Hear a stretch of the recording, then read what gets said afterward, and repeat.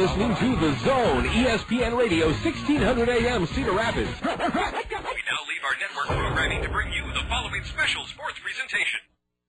The history, the tradition, the fun of Kernels baseball. It's time for exciting live coverage of Kernels baseball, right here on the Kernels Radio Network. Now, the voice of the Kernels. In his 11th season, here's John Rogers.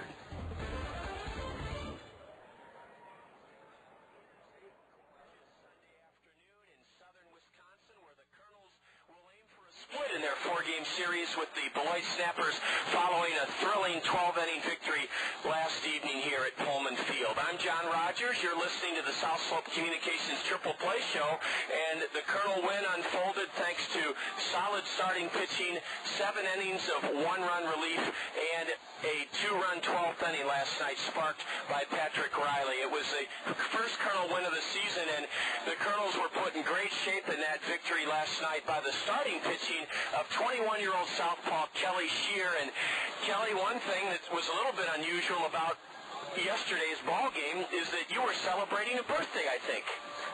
Yesterday I turned 21, and it was kind of special because a lot of people don't get to pitch on their birthday. So it was a good day all around. I had a good solid outing, and it was my birthday. So. It's quite a milestone. I know a lot of college kids do different things for their birthday, and some of them go off the deep end. I'm sure you didn't do that as a young professional, but it had to feel pretty special. Did you do anything differently on your birthday? For instance, did you have some cards in the mail? Did you have something last night after the game, a birthday cake? Anything when you're on the road away from your family to make sure that milestone's noted? Well, actually, my mom and my sister, they surprised me, and they flew out here last night. Are you kidding? So, I was sitting in the locker room, and the clubhouse guy for the Snappers came in and he said, two women are outside, and they're looking for you. And I was like, well, who could this be?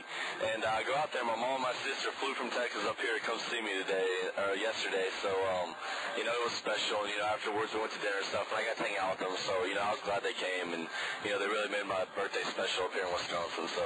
Well, that speaks highly of your family. That is something. You had no idea. I had no idea. No idea they were coming. I talked to her yesterday morning, and she was like, I'm going to listen to the game tonight and, grill some hot dogs, and I think I have a few friends coming over. And I was like, okay, well, I'll call you after the game.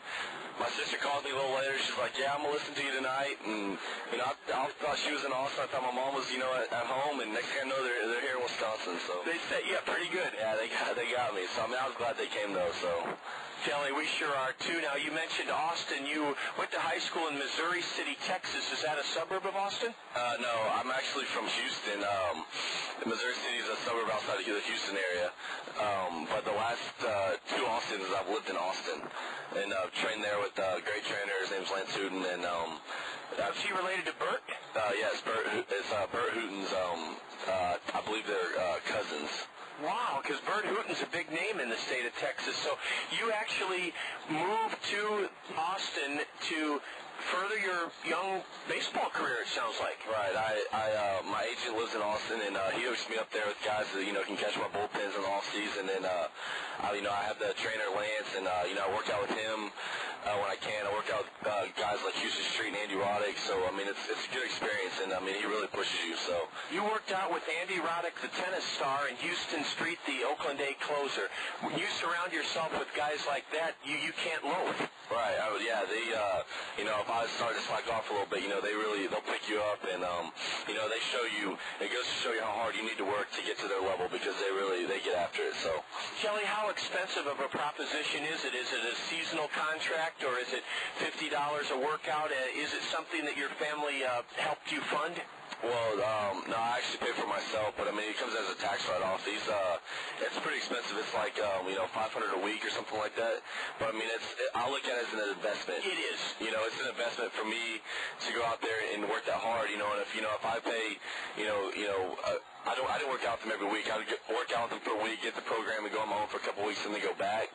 And I look at it as an investment. And if I'm doing that, and then one day I can make millions, why not do it, I agree with you wholeheartedly. It can only help you. Yeah. Kelly Shear is with us on the South Slope Communications Triple Play Show. He pitched brilliantly in his Kernel debut for his sister and mom on his 21st birthday here in Beloit. And Kelly, let's talk about your outing for just a moment. I thought from the press box, and I may be all wet because sometimes I'm not the biggest baseball expert, but I thought one of your best pitches yesterday was your changeup.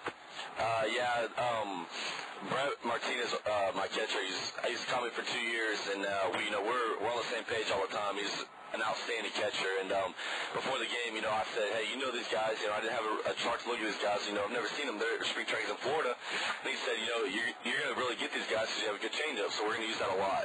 And I said, okay, and he kept mixed up the pitches real well back there, and I threw a lot of changeups, a lot of sinkers, and got him to roll over the ball a lot and got my ground ball. So yes, you did, and you put your trust in your battery mate. You made a particularly fine play early in the game, a backhanded stop moving to your left, and that's something that a pitcher has to be a good athlete. Did you think you could get to that ball? At first, when I came off the mound, I kind of stumbled, and I didn't think I was going to get there. And, they teach you if the ball goes by, you just go straight to the bag. And it was kind of no man's land. So I kind of, went a little backwards and, fielded it and got the out. So it was just kind of, my instincts took over. I wasn't going to let that ball just keep rolling. So, I tried to make a play at it, and I knew that their leadoff guy's a fast runner, so I was just hoping to get him out. And then your other big moment came in the fourth inning. The Snappers loaded the bases with nobody out, and you got out of that jam with one run essentially unscathed. The double play was big. I was kind of mad at myself. I was going for the punch out when it was first and third or second and third, I think. I was trying to get that guy to punch out, so I figured I could at least get the next guy to get a pop-up or something. And, but when I walked him, I was just looking for the ground ball somewhere. And, I got the ground ball to station. He turned it, so it was good. And then I knew once I got that double play out, I could probably get out of the inning, so with no further damage, because I was feeling good out there. So it turned the game around. A final word with Kernels starter Kelly Scheer, who celebrated his 21st birthday here yesterday, helping the Kernels to their first win of the season. We'll have that for you after this message from South Slope Communications here on the South Slope Communications Triple Play Show on the Kernel Radio Network. Service second to none, South Slope Cooperative.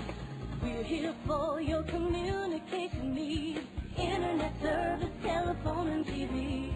As a cooperative telephone company, our members are owners, we make a good team. Service second to none, South Slope Cooperative Communications. Turner Communications Triple Play, voice, video, and data with South Slope Cooperative in North Liberty. South Slope's lineup features everything that connects you to information. Digital wireless phones, long-distance plans, data home and business wiring, video conferencing, dial-up and high-speed internet service, fiber optic installation and termination, and digital video TV service in most areas. For all your communication needs, think South Slope. Visit them at southslope.com. Colonel Lefty Kelly Scheer is our guest on the South Slope Communications Triple Play Show. And Kelly, let's end up where we started, and that was with the surprise visit of your mom and sister. Are they going to be able to stay around and enjoy some actually decent, warm Midwest weather, or did they have to head back to Austin or Houston last night? They headed back this morning, actually. My sister has to get back to school and stuff, and, it was kind of like they just kind of spur of the moment kind of thing, I guess. They said yesterday my mom called my sister and said, I have a crazy idea, let's go see Kelly, and, it's his birthday and he's pitching, so, they flew up here and surprised me, and they headed back this morning, so, I'm just glad they can make it up, so. You'll always remember that, won't you? Yeah, I was in shock when I got here. I really didn't know what to say, but, so it was good that they got to come up and see me throw, and, thank God, I threw well on my birthday. It would have been a disaster if I came out here yesterday and didn't pitch good, but, so, I'm glad they made it up. Well, they have to be very proud of you, Kelly. You sure did shine yesterday for the Kernels in the extra inning win.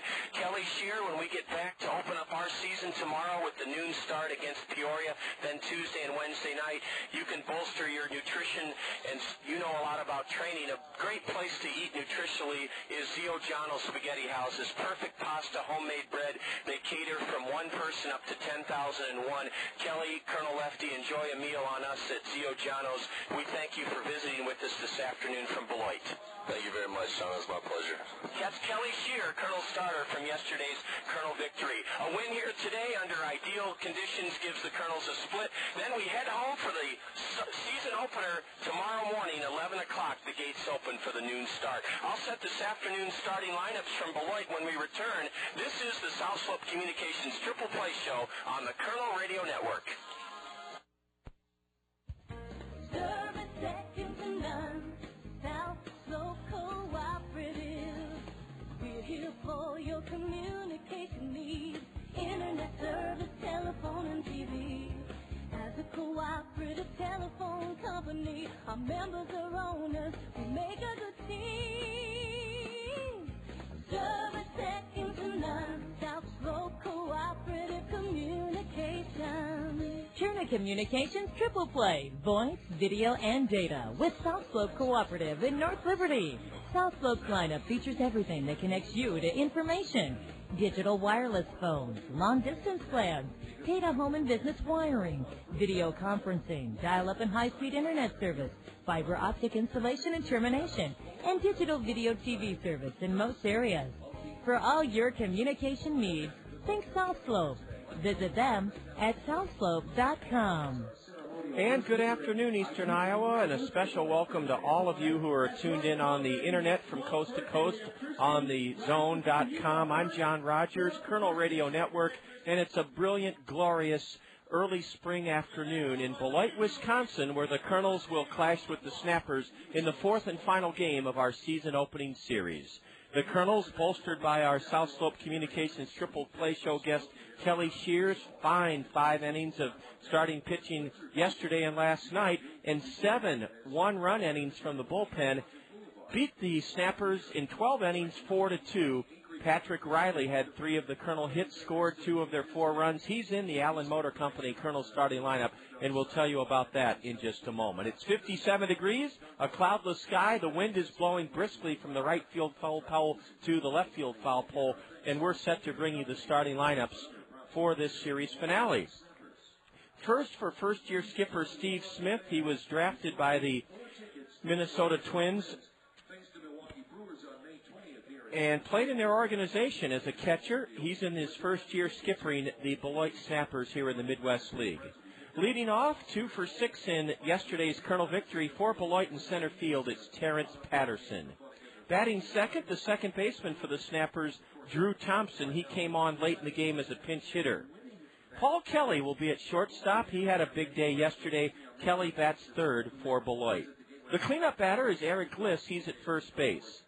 Designated hitter Henry Sanchez, who won Friday night's game with a walk-off homer in the bottom of the ninth, will be the designated hitter this afternoon, and Sanchez will bat fifth for the Snappers. In left field, batting sixth is Dwayne White. Eli Tintor from Hibbing, Minnesota will be in right, and he'll bat seventh today. Batting eighth, the catcher Alan D. San Miguel. D. San Miguel will bat eighth and catch. And batting ninth for Beloit, the son of Minnesota manager Ron Gardenhire at third base, Toby Gardenhire, Toby out of the University of Illinois. A big 6'6", 190-pound lefty's on the hill for the Snappers today. He's from Nashville, Tennessee, and he pitched collegiately at Vanderbilt University. The Twins took him in the third round of last year's draft. Ryan Mullins. Mullins was 3-0 in 11 starts with Elizabethton in his rookie year of pro ball in the Appalachian League. 3-0 with a 2.18 ERA. 6'6" lefty from Vanderbilt, Ryan Mullins pitching today for Beloit. As always, Allen Motor Company is proud to present the Allen Motor Company Kernel starting lineup. Allen's invites you to visit their virtual showroom online at www.allenmotor.com. Or better yet, visit Allen's spectacular new 13-acre campus in Hiawatha, I-380 Boyson Road, exit 25. The Allen Motor Company Kernel starting lineup features Brad Kuhn for the fourth straight game, leading off in center field, Kuhn. Henley Stacia will be at shortstop and bat second. Hitting third for the Kernels in the Allen Motor Company Kernel starting lineup, Patrick Riley. He had 3 hits and 2 runs scored in his Kernel debut yesterday. Riley in left field hits third. Mark Trumbo collected his first hit as a Colonel in yesterday's win. Trumbo's batting cleanup and playing first base. At the hot corner in the Allen Motor Company Colonel starting lineup, Dallas Morris. Dallas was our South Slope Communications Triple Play Show guest yesterday. Travis Schlichting banged out a couple of hits yesterday in the Colonel win. Schlichting's the DH, hitting sixth. Flint Whipkey will get his first start as the Colonel catcher. Whipkey behind the plate will bat seventh. Hitting eighth in the Allen Motor Company Colonel starting lineup in right field, Jordan Renz. And Ryan Leahy will play in the series finale here today. He started at second base in the season opener Thursday night. Leahy from Boston College hits ninth at second base. And on the hill is Stephen Merrick. Stephen was the most valuable pitcher, or the most outstanding pitcher, at the 2004 Junior College World Series while pitching for San Jacinto Junior College. Stephen Merrick, M-A-R-E-K, 22 years old. He was a draft and foul pick by the Los Angeles Angels of Anaheim, and he is out of San Jacinto Junior College. A 1-3 record in 14 starts last season for Orem, a 4.50 ERA for Stephen Merrick, M-A-R-E-K. That's the Allen Motor Company Colonel starting lineup.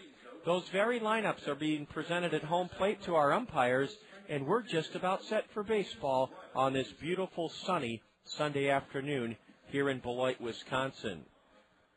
We're less than 24 hours away from our home opener. That's tomorrow morning.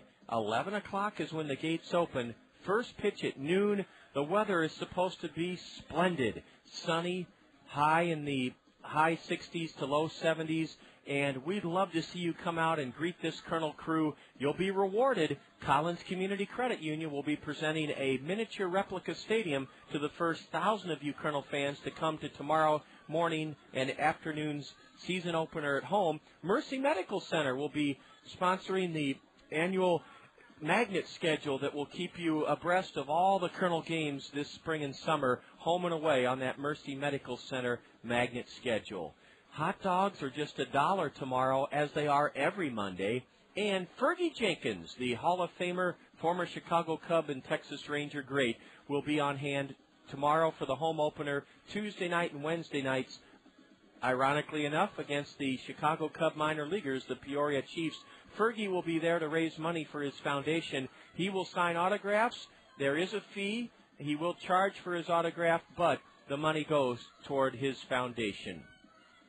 So please plan on meeting me at the stadium tomorrow. We'll be there bright and early, and we hope that you'll be among the first 1,000 through the turnstiles and gates to get that Collins Community Credit Union miniature replica stadium to celebrate our 5-year milestone in beautiful Veterans Memorial Stadium. And again, those magnet schedules for Mercy Medical Center are die-cast or cut in the shape of a home plate. Well, the Snappers have congregated in front of their third base dugout. They're in their home white uniforms with green caps, green numbers trimmed in blue socks, and we're going to pause here at Pullman Field to honor America with the playing and singing of the Star-Spangled Banner.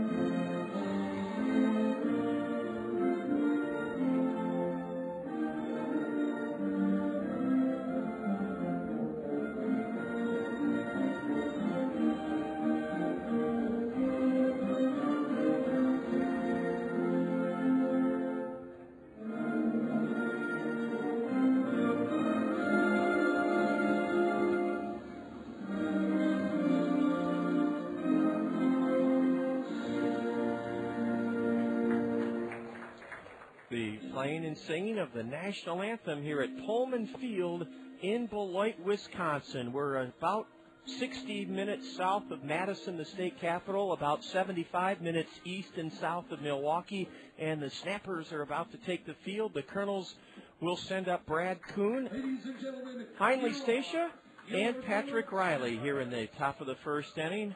Bright sunshine greeting the Snappers as they take the field, and 6'6" lefty Ryan Mullins, a third-round twin pick out of Vanderbilt University last year, will be on the hill for Beloit. The wind is blowing from right to left. The dimensions here, 325 down the lines, 380 to dead center, and a navy blue hitter's eye in center field. The wall is plywood. It's 8 feet high. The scoreboard is in left center field, and this ballpark is a little bandbox. It is made largely of aluminum and steel. It has a grandstand roof that protects the folks behind home plate. Then down the lines, left and right, or first or third, if you want to look at it that way, parallel to each foul line are a couple of sections of aluminum bleachers with no backs. The bullpen crew is being deployed down the left field line by Beloit. The Kernels are already nestled into their right field bullpen, soaking up some sunshine down there. And we're just about ready for baseball as this 6'6" lefty, Ryan Mullins, is going to face a fella he's familiar with, our own Brad Kuhn. I asked Brad on our Tri-State Travel Motor Coach drive over here this morning if he was familiar with Ryan Mullins. He said, "I sure am, John. Brad Kuhn went to school in Nashville, Tennessee, and his Trevecca Nazarene University NAIA school played Vanderbilt. So we have a lefty against lefty matchup. We're glad you're with us. Our first pitch will be at 2:03 with a temperature of 58 degrees. This feels darn right balmy, and it'll be even nicer tomorrow when we open up at home at noon, gates open at 11.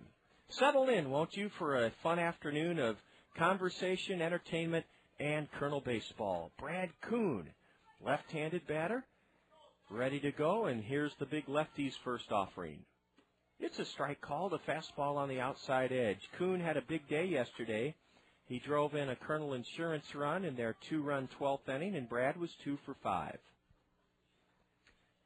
Edging in on the grass at third is Toby Gardenhire as the lefty misses low to Kuhn. Brad does not wear batting gloves. He's one of the few professional baseball players in the modern era that does not wear gloves. And he stands straight away from the left side with his long-sleeve red shirt protruding out from underneath his gray road uniform top. A pitch in on his hands, and Brad tried to hold up. The pitch ricocheted off his bat and dribbles foul behind the plate. Strike 2 to Brad Kuhn. Good-sized crowd here today. Why not? Sunshine and cloudless blue sky. Mullins' next pitch is dribbled foul toward the Kernel on-deck hitter. Heinley Stacia. Big gap in right center for the left-handed hitting Kernel leadoff batter, Brad Kuhn, who grounds one to first. It takes a nice big charity hop, and it's plucked by Eric Liss. He beats Brad Kuhn to the base for the first out of the inning. Brad Kuhn put the ball in play and chops out to first unassisted. One away here in the Kernel first inning. Let's set the snappers for you in the field. It's Dwayne White in left, Terrence Patterson in center, and Eli Tintor in right.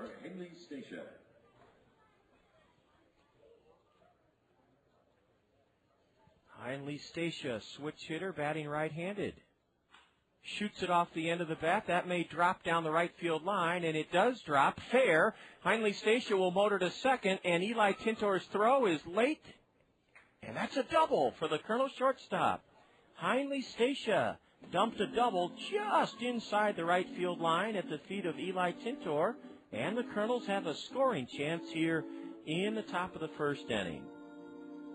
Heinley Stacia had a double in yesterday's Kernel victory. Or actually, he had a double in the Kernel loss Friday night. He had a hit yesterday, so he's hit safely in the first 4 Kernel games of the season. Heinley Stacia at second for Pat Riley. Pat earned his spot in the lineup today, going 3 for 5 yesterday. He swings at the first pitch from the tall lefty and cranks it foul past the Kernel first base coach, Eric Owens. We're just underway, and the Kernels have a chance to break out on top in the very first inning. Pat Riley tripled into right yesterday in the 12th inning and scored when the Beloit relay throw went into their third base dugout. That was the go-ahead run. Made it 3-2 Kernels in the 12th. The Kernels scored another run in the 12th inning, driven in by Brad Kuhn, and they won it 4-2. Patrick Riley, he's out of the University of Arizona. Left-handed batter with a open stance. And he's in the hole 0-2 as he lofts one foul down the left field line. Patrick Riley hit .308 in 41 games with Orem last year, 3 homers, 14 RBIs. He's from Reno, Nevada, and he steps out. He's using a rust-colored brown bat, which he rests on his back shoulder. Kernels in their gray road uniforms for the 4th straight time. Red numbers, red socks, the numbers trimmed in white. The runner going, and a foul straight back. Heinle Stacia lit out for third as Patrick Riley got a curveball right up in his wheelhouse and lashed it foul. We've commented before that this is largely a metal structure. The best seats in the house are 5 rows of blue bucket seats. Actually, there's 6 rows of them, and they're a royal blue color, and they're kind of space-aged in their look. Swing and a miss on a high fastball. Patrick Riley down swinging. It'll be Mark Trumbo with a chance to drive home Heinle Stacia and put the Kernels ahead here. Those royal blue colored seats are only in the first 6 rows of the grandstand behind home plate. Now batting first baseman, number 32, Mark Trumbo. And they kind of remind you of an old-fashioned car seat, or a bucket seat, if you will. And I'd say they're half full this afternoon. Strike one on the outside edge from Mullins to Mark Trumbo. Tall, strong, right-handed hitting Colonel cleanup batter. 1 for 4 yesterday. Lifted for a pinch runner after he singled leading off the 8th inning. He calls time and steps out as right-handed slugger Mark Trumbo. Mark slugged 10 home runs in 71 games for Orem last year. Drove in 45 runs with those 10 homers and hit a solid .274. The southpaw with a long look at Heinle Stacia now whirls and fakes a throw to second. Heinle crawls back in on that loose dirt around the bag. They water the infield, but it's so dry here that the moisture disappears instantly from the infield. Now Drew Thompson snuck in at second, and that disrupted the rhythm of the lefty, who fires high and away for ball 1. No score. Top of the first inning from Beloit's Pullman Field. Why are they named the Snappers? We haven't covered that topic yet. There are 2 theories. One, a natural river flow here in Beloit called Turtle Creek. Ball 2 is up and away to Mark Trumbo. Or wait, they called that a strike. Excuse me. Looked high and away, but a strike, and it's 1-2. There is a Turtle Creek that flows through Beloit, and many tell us that's why the team was named Snappers, and I'll give you the other theory here in the early going after this next pitch to Mark Trumbo. Strike 3 called on the outside corner at the knees as Ryan Mullins painted the outside edge. So the Kernels get a 1-out double from Heinle Stacia, but can't plate him. No runs, 1 hit, no Beloit errors. The Kernels leave a runner aboard as Mullins got Mark Trumbo looking on a pitch on the outside corner at the knees. After 1/2 inning on this lovely Sunday, Kernels nothing, Beloit coming up, and you're tuned to Kernel Baseball on the Kernel Radio Network.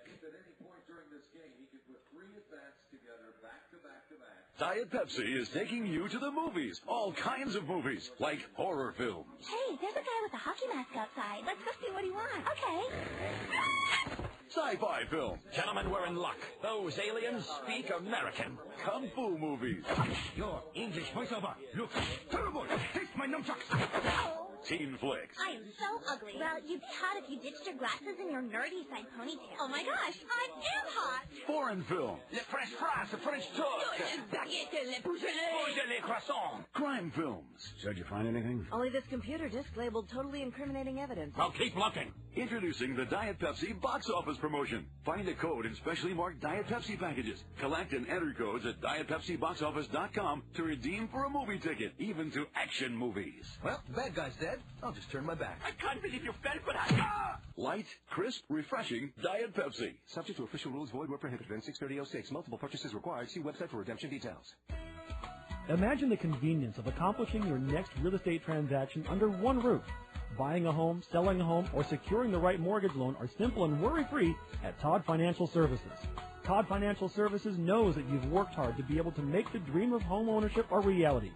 Todd Financial Services understands that people do business with people they trust. You can count on Todd Financial Services to put you and your needs first so that your real estate transactions are pleasurable. Terrence Patterson was 2 for 6 yesterday in the Colonel extra inning triumph. He's from Lakeland, Florida, and he's first up for Beloit against 22-year-old right-hander Stephen Merrick, and a letter-high fastball is taken for a strike. Terrence Patterson played in 91 games for Beloit a year ago, hit .254, 4 homers, 38 runs driven in. He smacks it hard on 2 hops. Ryan Leahy looks it into the mid, and on to first she goes. 1 away here in the Beloit first inning, no score. Terrence Patterson laced it hard to the Colonel's second baseman. Now batting for the Snappers, second baseman, number 4. We were at the end of the Colonel first inning with Mark Trumbo at the plate, trying to explain to you why this team was named Snappers, and one of the theories is that there's a creek here in Beloit called Turtle Creek. Fouling one off to the left is Drew Thompson. The other explanation is that Beloit College, a fine liberal arts school, has Indian burial mounds right on the grounds of their campus. And those burial grounds, effigy mounds, if you will, are shaped like a turtle's shell. They come right out of the grass, the ground. And so some think that's why the name Snappers was taken by this franchise. If you ever get to Beloit College, look for the turtle-shaped mounds rising out of the middle of campus. Strike 2 called to Drew Thompson. Merrick's next pitch is lifted foul over the Beloit third base dugout. Drew Thompson entered the game as a pinch hitter in the 8th inning yesterday, and he was 0 for 2. He's 2 for 10 in the series. Left-handed batter, switch hitter, batting left, and he chops one to the right side. Mark Trumbo has it, underhands to Merrick. Stephen got there ahead of the batter for the out. Drew Thompson retired on a 3-1 put out. 2 away now in the Snapper first inning. The shortstop and our Culver's RBI guy. Paul Kelly's the batter now. Paul's had a big series for Beloit. He's 5 for 14. 5 for 14, 2 for 6 yesterday. Paul Kelly, 19-year-old shortstop. Second round pick by the Twins a year ago, and Stephen Merrick gets ahead. For the third straight game, the Colonels are wearing their all-red caps to go along with their gray road uniforms. Swing and a miss by Paul Kelly. He's in the hole 0-2. Stephen Merrick works quickly. Wearing a long-sleeve red shirt under his gray road uniform. The next one is low and away a fastball. The grass here is in very good shape for early April. They have it well manicured and a dark, lush green, even a checkerboard pattern in the outfield. Breaking pitch, strike 3 called. Paul Kelly is out on strikes looking, and down in order, Stephen Merrick sets Beloit in the bottom of the first inning. And after 1 on a beautiful Sunday afternoon, Colonels and Snappers scoreless. This is Colonel Baseball on the Colonel Radio Network. Don't you wonder sometimes how all those companies who claim to be the best can actually be the best? Doesn't just one of them have to be the best? When it comes to motor coach travel, Tri-State Travel is the best. We have the highest safety rating, the largest variety of coaches, a trained driving staff, and 66 years of experience. Don't you want to travel with the best? That would be Tri-State Travel. now at our new location on 7th Street Southwest.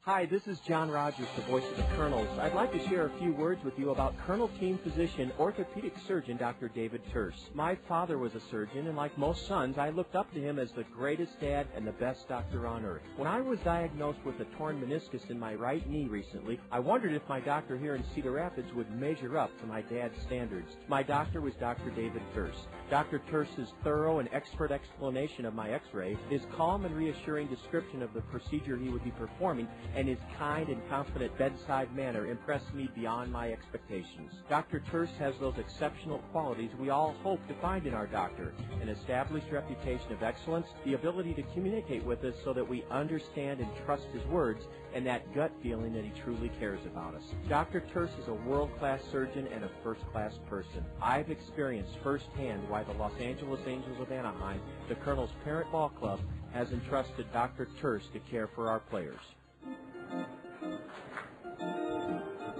Second inning, no score, and Dallas Morris is first up. He came on as a pinch runner for Mark Trumbo in the 8th inning yesterday and had a hit, 1 for 1. Dallas, a right-handed batter, and the lefty drills that outside corner at the knees with a tailing fastball. The lefty is 6'6" lefty Ryan Mullins.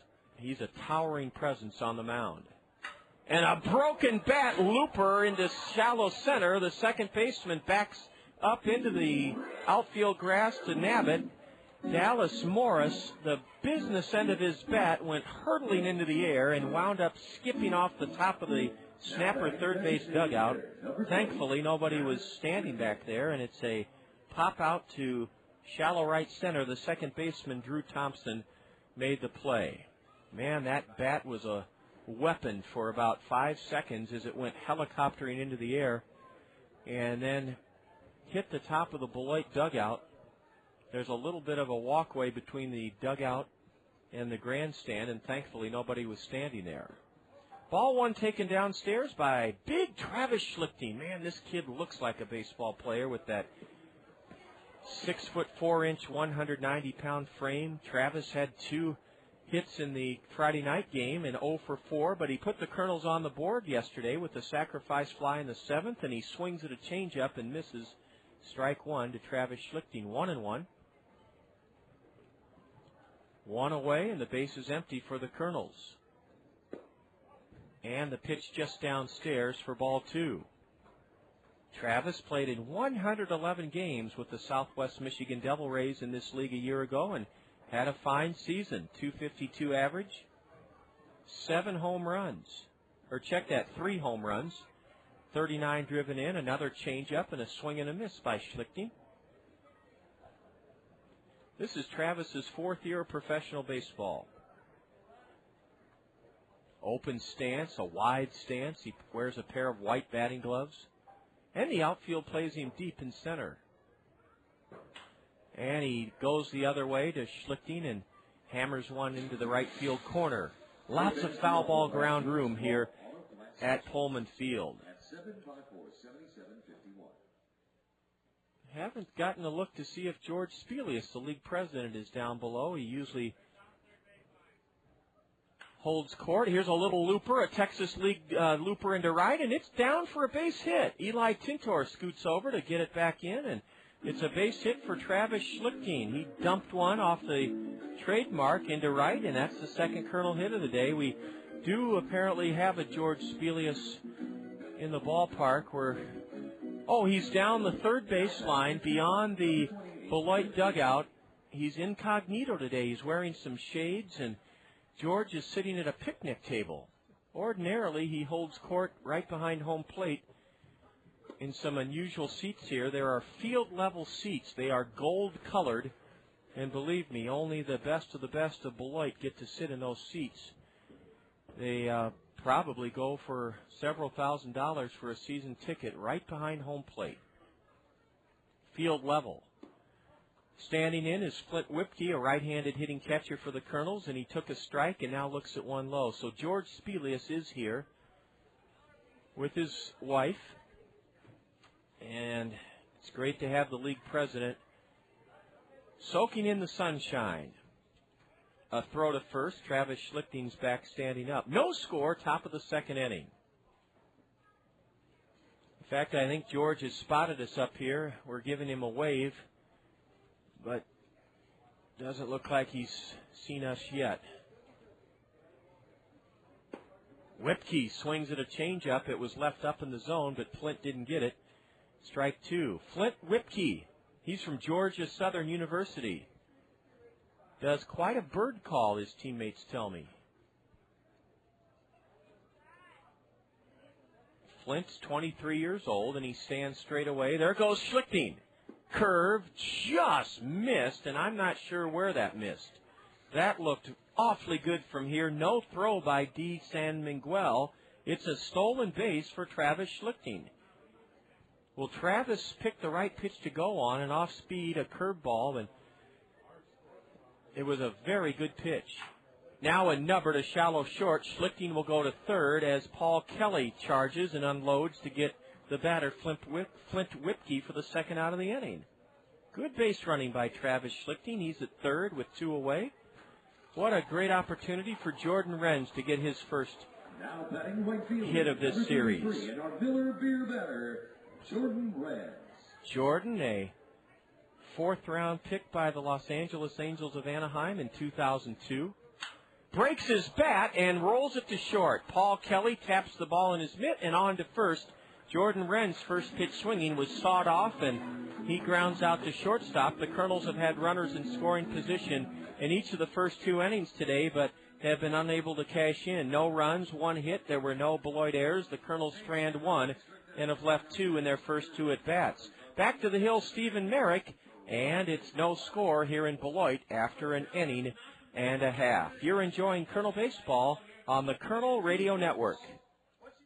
There's a lot you can do to satisfy your taste for Italian. You can marry one. Do you, Susan Smith, take Giuseppe Florentino? You can drive one.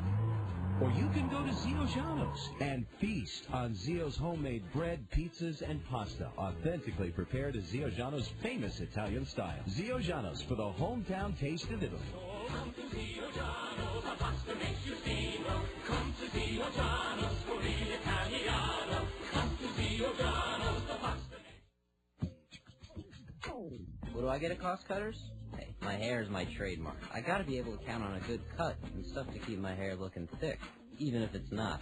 I get a good cut, no long wait, a smile, and a little something left over in my wallet. I get little trims that keep my hair long and healthy, and stuff to make it loose and curly one day, straight and sassy the next. With expert stylists trained in the latest trends and techniques and your favorite professional styling and hair care products, you'll always get what you're looking for at Cost Cutters.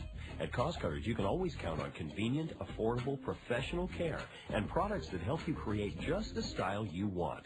At Cost Cutters, you'll always get a little more. What do I get at Cost Cutters? A slick, clean cut, great highlights, and a little wink from the hottest stylist I've ever seen. More of what you're looking for, just yourself. Left-handed hitting cleanup man Eric Liss is first up for Beloit, and a blistering fastball from Stephen Merrick. The Colonel right-hander is a strike called. Liss shoots it down the left field line, and on the run is Patrick Riley. He won't get there. And that will be the 15th extra base hit for Beloit in the series. Eric Liss went the other way and sliced it just beyond the reach of Patrick Riley in deep left. That ball was tailing away from Patrick, and now Beloit will try to take the lead with Henry Sanchez batting. 15 extra base hits for Beloit. That's their 11th double, and this the fourth game of the series. Here is big Henry Sanchez. The DH, 1 for 6 yesterday. He singled with 2 out.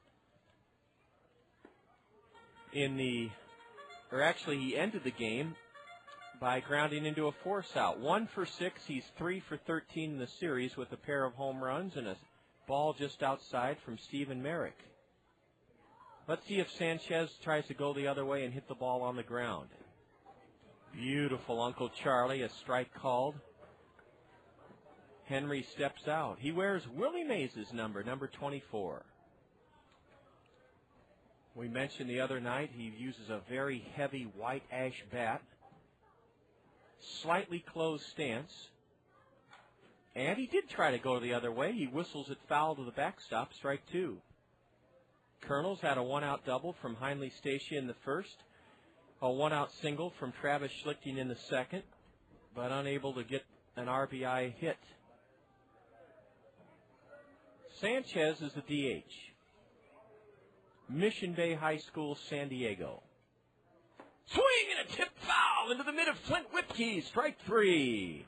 One away, and it'll take a base hit from either Dwayne White or Eli Tintor if the Snappers are to break out on top here in the second inning. Fielder, number 19, Dwayne White. Big strikeout for Stephen Merrick.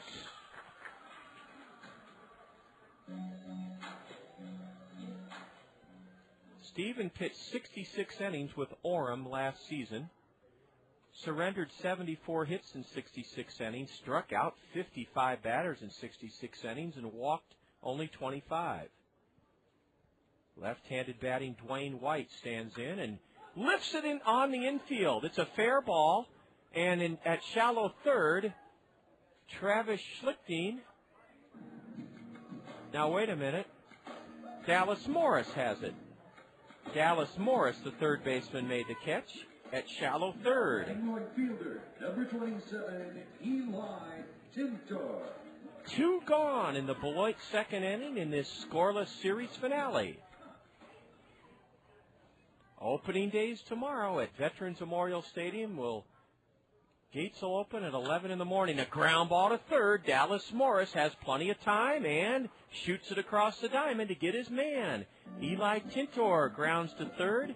And Stephen Merrick keeps Beloit from scoring despite a leadoff double from Eric List in the second inning. No runs, a hit for the Snappers. There were no Kernel errors. Beloit leaves one, their first of the day. And we're scoreless at Pullman Field after two. You're listening to Kernel Baseball on the Kernel Radio Network. In today's work world, knowledge is power. Training for modern job skills is opportunity and security. And you have one of the best choices for your future right here in eastern Iowa. It's Kirkwood. Kirkwood Community College offers over 100 degree programs to give you new job opportunities or a smart start on your college path. Find out more today. Call Kirkwood Admissions, 398-5517. Kirkwood, start here, go anywhere. Hi, I'm Papa John, and when I say better ingredients, better pizza, I'm not talking about a little better. I'm talking about a lot better. Let's talk about our pizza sauce. It's made from fresh, fine-ripened tomatoes, not from concentrate. And when it comes to ingredients, we select from the world's best. Better ingredients, better pizza, Papa John's. A lot better. Call your neighborhood Papa John's today and ask for the Home Run Special, a large, thin, or original crust pizza with up to 3 toppings for $10.99. Just $10.99. Great teams consist of diverse talent. Rockwell Collins understands this and is committed to developing diversity in our community. We recognize that our leadership in the aviation and communications electronics industry hinges on attracting and retaining a diverse workforce. And we're working with other Iowa companies to create an environment that nurtures diversity. Rockwell Collins. Different thinking makes us great. Great thinking makes us different. Colonel number 9 hitter Ryan Leahy will lead off in the third inning. Scoreless series finale in Beloit. Leahy was 0 for 2 with a sacrifice bunt here on Thursday night. Number 3, Ryan Leahy. Top of the third inning. Kernels have a pair of hits off of this tall lefty, Ryan Mullins, who wears his socks up high, his blue socks, and spins in a strike at the knees to Leahy. Well, Todd Brummelkamp, our Director of Media Relations, has provided us with Halo happenings once again, results from around the Los Angeles Angel of Anaheim organization. Ball one outside to Leahy. Rafael Rodriguez, a Kernel the last 2 seasons, blanked Bakersfield last night, 3-0. As he helped Rancho Cucamonga to their second win of the season. Rafi struck out 7. A borderline pitch inside to Leahy. It's 2-1. Rafael Rodriguez, 6 innings, 4 hits, 7 strikeouts. Sean Rodriguez belted a homer for the Quakes, and Josh LeBlanc and Freddie Sandoval each had RBIs. Leahy takes low and in, ball 3. Frederick Deloiza-Gacarni notched his first save of the season. Arkansas lost to Springfield 3-2. Brandon Wood had another run driven in for the third straight night. Here's a line shot, a sinking liner for a base hit into left. Ryan Leahy got one to his liking on a 3-1 count, and he's aboard with the third Colonel hit of the day. First time the Colonels have had their leadoff man on. Let's see if Bobby Magallanes does some bunt and running here with Brad Kuhn. Now batting center fielder, number 15, Brad Kuhn. Aaron Peel, who was a Colonel the last 2 seasons, was 2 for 4 and scored a run for the Arkansas Travelers in their loss. Good news from Salt Lake. Here's a bunt, and it's caught by the pitcher for a double play. I'll be darned. A line drive bunt by Brad Kuhn, caught at the base of the mound by the lefty Ryan Mullins. It was a bunt and run all right, but unfortunately Brad couldn't get it down on the ground, and it's an easy double play. 1, 3. So the bunt and run was on, but in Brad Kuhn's defense, had he gotten that one anywhere but where he got it, we'd have had runners at first and second with nobody out. But he bunted it to the feet of the pitcher, and he caught it and turned it into an easy double play. Now a high pop foul out of play by Heinle Stacia. Heinle doubled in the first inning. Tommy Murphy, hot at the plate, 3 for 4 for Salt Lake last night. 2 runs scored, and the former Colonel helped lead the Bees to a 7-3 victory. Angel first-round pick from 2 years ago who held out, Jared Weaver, was the winner. Here's a curveball, and it's pulled foul outside of third. 0-2 to Heinle Stacia. A leadoff single by Leahy, and then a bunt and run attempt backfired on the Colonels as the Snappers turned it into a pitcher to first base double play. Stacia chops one to deep third, backhanded by Gardenhire. The long throw almost pulled the first baseman off the bag. Eric Liss had to lean and kept his tippy toe on the base as Gardenhire had his throw across the diamond sail on him, but Eric Liss helped him out, and the Colonels are out here in the third inning. No runs, a leadoff single, a double play. There were no Beloit errors. The Colonels leave the bases empty. And quickly, 2.5 innings complete at Pullman Field, and it's still scoreless between the Colonels and Snappers. You're enjoying Colonel Baseball this afternoon on the Colonel Radio Network. Hi, I'm Phil Andrews, your local Pekin insurance agent at Andrews Insurance here in Cedar Rapids. Even though we all do our best to stay healthy, we can never anticipate when an illness or accident might strike. Couple that reality with rising medical costs, and the importance of a top-notch medical plan becomes clear. Pekin Insurance offers a wide choice of deductibles and a non-tobacco user discount. To explore the major medical insurance plan that best fits you, visit me, Phil Andrews, at Andrews Insurance. Hi, this is Dave Town with Five Seasons Transportation and Parking. Do you ever wonder if it's safe to send your child on the bus? It is, and here's a few reasons why. All the buses in Cedar Rapids are equipped with security cameras, so the drivers always know what's happening behind them. The buses also have global positioning systems, or GPS, which means they can be tracked at any time by satellite. Does that surprise you? It shouldn't. Five Seasons Transportation takes safety very seriously, and we've taken many steps to make sure your child will have a safe, easy ride every time they take the bus. Even when your child isn't on the bus, Five Seasons Transportation is helping keep them safe by using pollution-free biodiesel and alcohol fuels, Iowa products that help keep the air clean. And if your child is ever in trouble, they can always flag down a bus for help. I'm Dave Town, and I like to think of the bus as a traveling safety cocoon, motoring along Cedar Rapids streets. And keep in mind, if the bus is that safe and easy for your child, maybe you should think about riding the bus to work. Affordable, convenient, and safe. That's the bus. Ride it. Stephen Merrick has looked extremely sharp in the early going, and he's ahead of Alan D. San Miguel, the number 8 hitting catcher for Beloit. A strike called. Now a fastball upstairs to the right-handed hitting catcher, D. San Miguel. D. San Miguel is from Australia. The outfield for the Kernels plays him straight away. Kernels about hit Beloit 3-1. Here's a tapped foul poked toward the Kernel dugout. Strike 2 to D. San Miguel. This fella's a second-year pro. They list him at 5'9".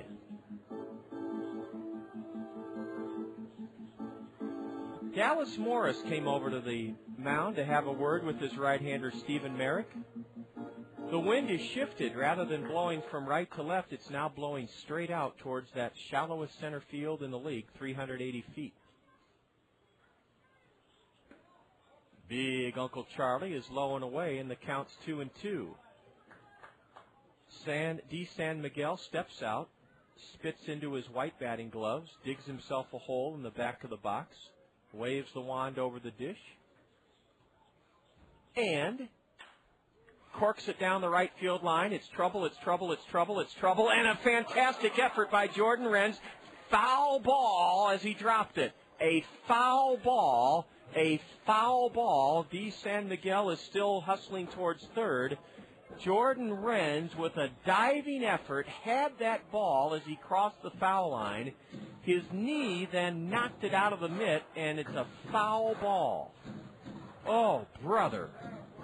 What a great effort by Jordan Renz, and he just couldn't hold on to it. He had it, and then it spilled out of the mitt. And back to the plate after a long sprint to third base is the winded catcher.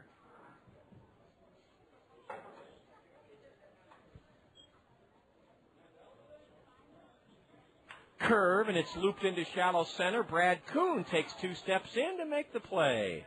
Alan D. San Miguel hit it on the nose, but lines out to center. 1 away here in the snapper. Third inning, no score. Now batting third baseman, number 7, Toby Gardenhire. Out of the University of Illinois is Toby Gardenhire.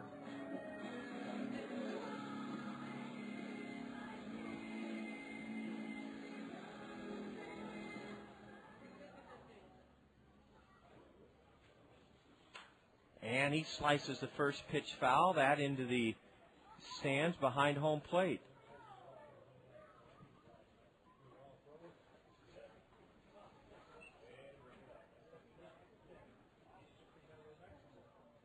Merrick's next, offering, and that one's nubbed foul on the ground. Toby Gardenhire broke his bat. He'll have to head back to that snapper third base dugout.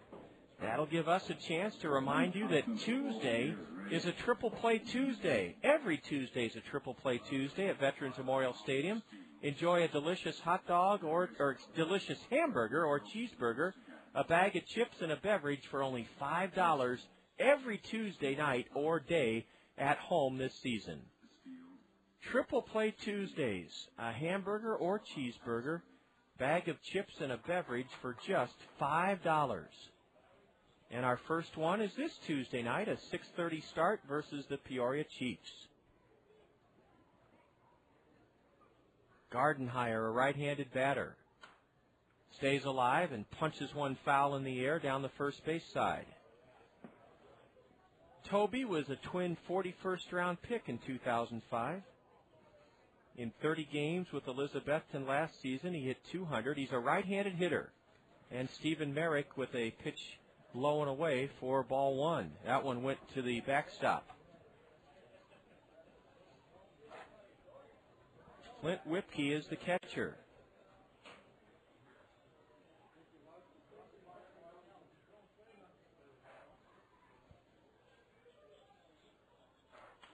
Gardenhire hangs in tough and fouls one out of play down the right side again.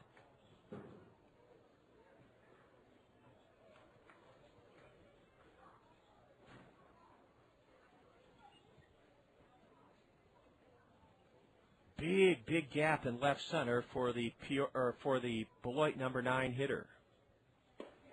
Breaking pitch, strike 3 called. Stephen Merrick rolled that one off the table, records his 3rd strikeout, and there are 2 gone here in the 3rd. 5 in a row set down by Stephen Merrick. Number 2, Terrence Patterson. And Toby Gardenhire knew it. He just turned and walked back to the Beloit dugout. Here's a bunt attempt by Terrence Patterson, and it's foul, picked up toward the Kernel dugout. In fact, the Kernel equipment manager got his feet crossed and almost stumbled on the easiest of chances. Sun shining on this 58-degree Sunday afternoon. Yeah, those Triple Play Tuesdays are something. $5 gets you a hamburger or cheeseburger, a bag of chips, and a beverage. Ground ball to short. Heinle Stacia guns across to get his man. Terrence Patterson grounds out to shortstop. He's 0 for 2, and Stephen Merrick has his second 1-2-3 inning in 3 frames. Down in order go the Snappers, 6 in a row, retired by the 22-year-old Kernel right-hander Stephen Merrick. We move to the top of the 4th inning in Beloit. It's the Kernels nothing, the Snappers nothing. This is Kernel Baseball on the Kernel Radio Network.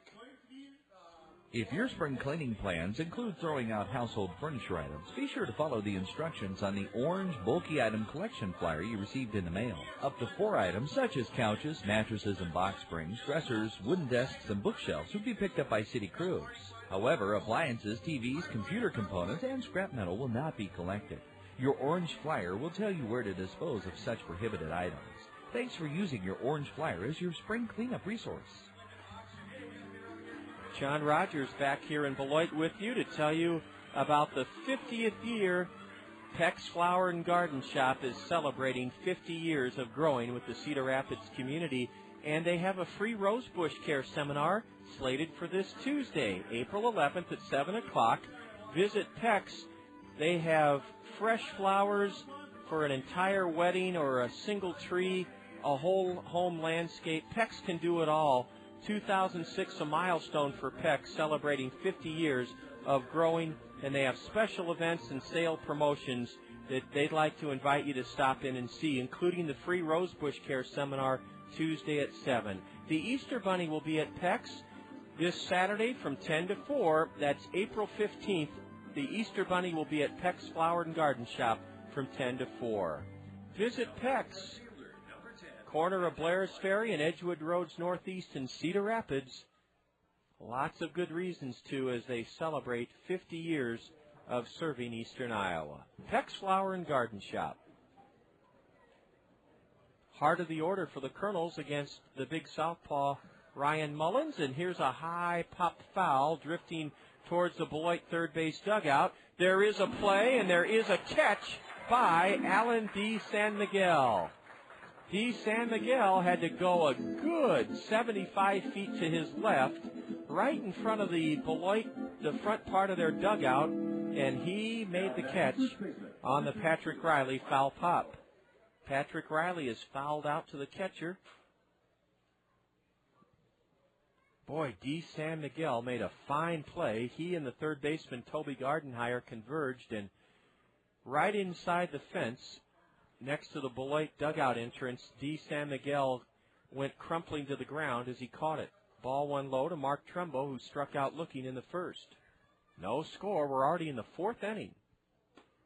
Strike one called on the outside corner. Tonight here in the zone, you can catch the Cards and Cubs at Wrigley Field.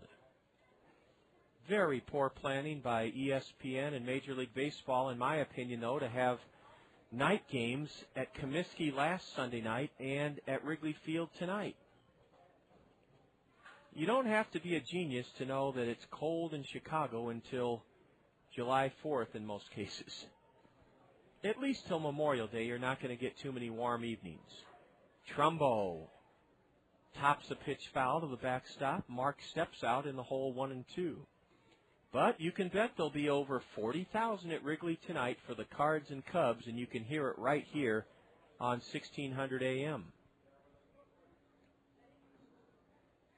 Mark is standing motionless, waiting patiently for the lefty's next one. It's low and in, a slider, and it's 2-2. One out, top of the fourth, bases empty, no score here in Beloit.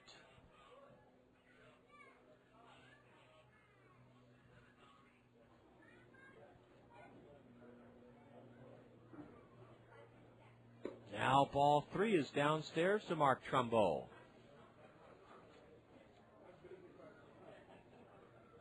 Mark has run the count full.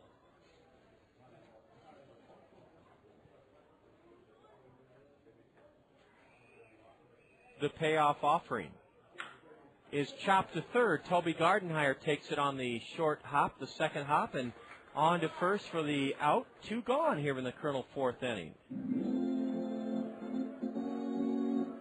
We want to thank Kim Taylor of Baseball Chapel. He conducted a very moving service in the Kernel first base dugout at 1 o'clock this afternoon.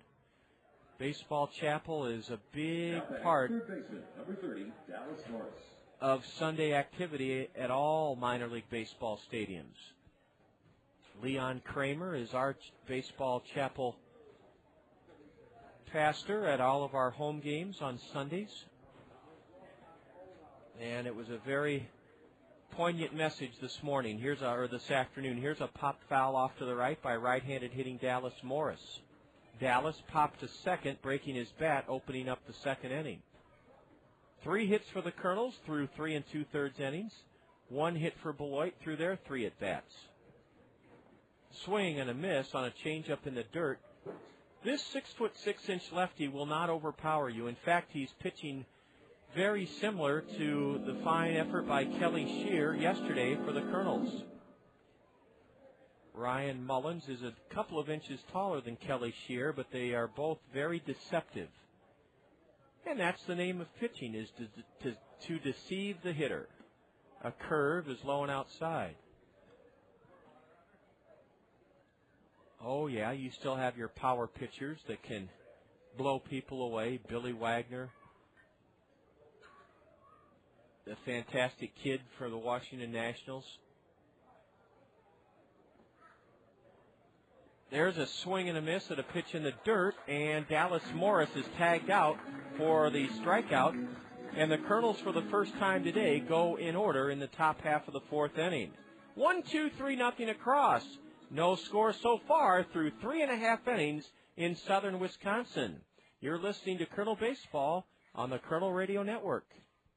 Reading stimulates a child's imagination, increases their mastery of subject matter, improves their spelling and vocabulary, and opens up new roads of discovery. That's why Toyota Financial Services, the Gazette, and the Kernels are teaming up to encourage elementary students throughout the community to read. Kernels players will visit 38 elementary schools this spring to talk with students about the benefits of reading. Girls and boys will then be rewarded with nifty prizes for achieving reading milestones. Toyota Financial Services, the Gazette, and the Kernels, proud to stand behind our community's youth for reading. Next up, a musical taste of Dr. Pepper. It's a new spin on an old vibe from me to you. A tasty sip of Dr. Pepper for your ears, and it starts like this. I'm a pepper, he's a pepper, she's a pepper, we're a pepper, wouldn't you like to be a pepper? Now that's cool, but pepper is a little better. So let's slide in a taste of this. I'm a pepper, Right on. But there's still more to it. I mean, there's nothing like it, because every sip is a kick and mash up of 23 different flavors. So for the true taste of Dr. Pepper, we dial it up even more.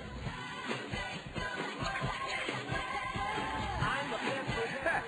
You know it. With 23 flavors mixed into one bold taste, every sip is a cool mix of music to your mouth. Woo! Dr. Pepper, there's more to it.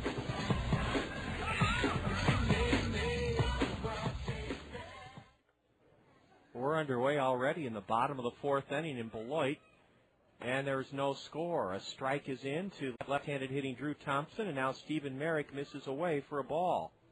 PRC is proud to support the communities where their employees live and work.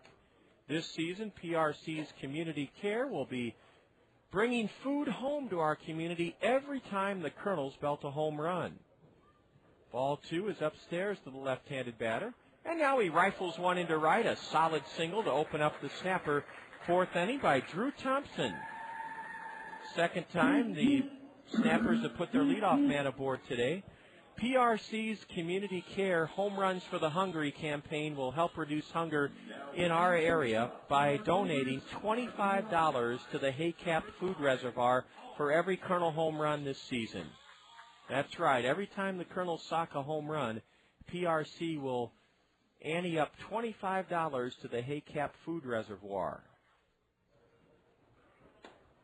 Stevens' first pitch is high and tight to Paul Kelly, who struck out looking to end the first inning. Drew Thompson aboard at first, being held by Mark Trumbo. No score, and Beloit batting in the bottom of the fourth inning. Paul Kelly's a right-handed hitter. There goes the runner. A pitch up and in, the throw to second, and Flint Whipkey has thrown the runner out, and somebody spiked. Ryan Leahy was spiked in the left wrist. He's going to try to shake it off. Flint Whipkey on a pitch inside delivered a strike to Ryan Leahy, and the caught stealing went 2-4, and Ryan Leahy will tough it out. Man, that kid is as tough as they come, Leahy. If you ever got into a back alley fight, you'd want him as first man up. Strike one, and it's 2-1 to Paul Kelly. Drew Thompson slid into the left hand of Leahy, and Ryan may have a puncture wound. A chopper to short. Hindley Stacey looks it into the glove and airmails it to first. 2 gone here in the Beloit fourth inning. Remember when you were a little kid, you had to get a tetanus shot? And that prevented you if you were walking around the backyard barefoot and stepped on a nail or a sharp branch. Or if you were playing baseball. I remember as an 8-year-old, one of the first things us little leaguers had to do was get a tetanus shot. Now, they didn't allow metal spikes in my little league till you were in 10-year-olds. You could wear plastic cleats in 8- and 9-year-olds, but we didn't have T-ball back in the late 60s. T-ball wasn't really in vogue until the mid-70s. A slider is low and into Eric Liss. No, he went around. 1 ball, 1 strike to Eric Liss. Liss led off the second inning for the Snappers by doubling to left. He's a left-handed batter. Nobody on, 2 out. And a broken bat slow roller to Mark Trumbo. He waves off Merrick. Mark Trumbo makes the play himself to retire the side. A leadoff single, but a man caught trying to steal second. No runs for Beloit in the fourth. 1 hit. There were no Kernel errors. Nobody left for the Snappers. We are already headed into inning number 5 in southern Wisconsin. Nothing but goose eggs on the board. Kernels nothing, Snappers nothing. This is Kernel Baseball on the Kernel Radio Network. Service second to none. South Slope Cooperative. We're here for your communication needs. Internet service, telephone, and TV.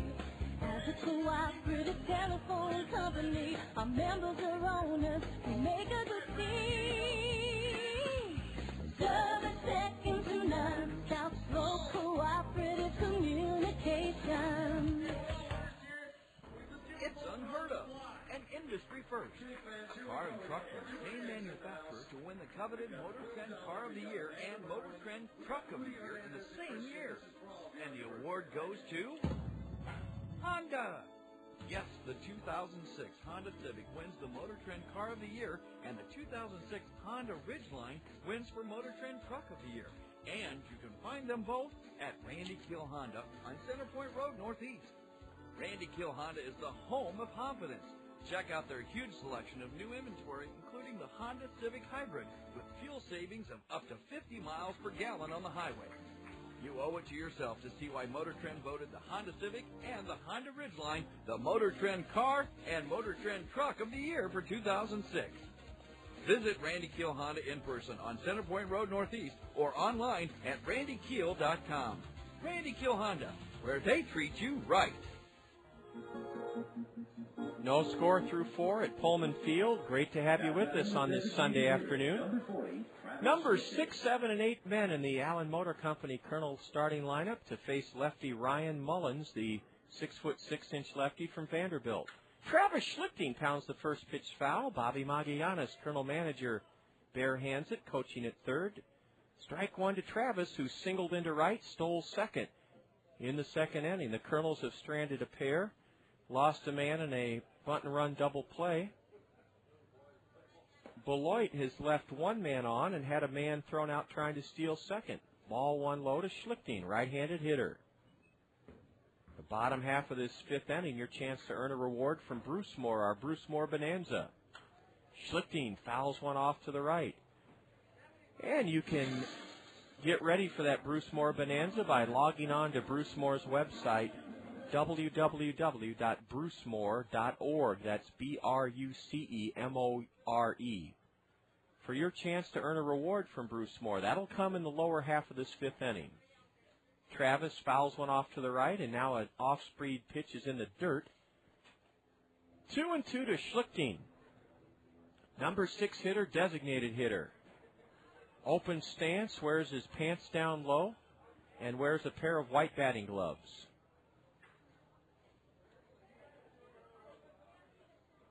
The lefty paints the outside edge for strike 3 called. Travis can't believe it. Travis Schlichting looks in utter bewilderment at the plate umpire as he's sent packing, and that's the 4th strikeout for Ryan Mullins. That Bruce Moore website, once again, to participate in our Bruce Moore Bonanza, www.brucemore.org. Log on now, and you'll be ready to field the Bruce Moore Bonanza question in the bottom of the fifth inning. Flint Whipkey, WPKE, grounded to short in the second inning, and he takes a ball low and away. Mullins brings it. Same result, low and outside.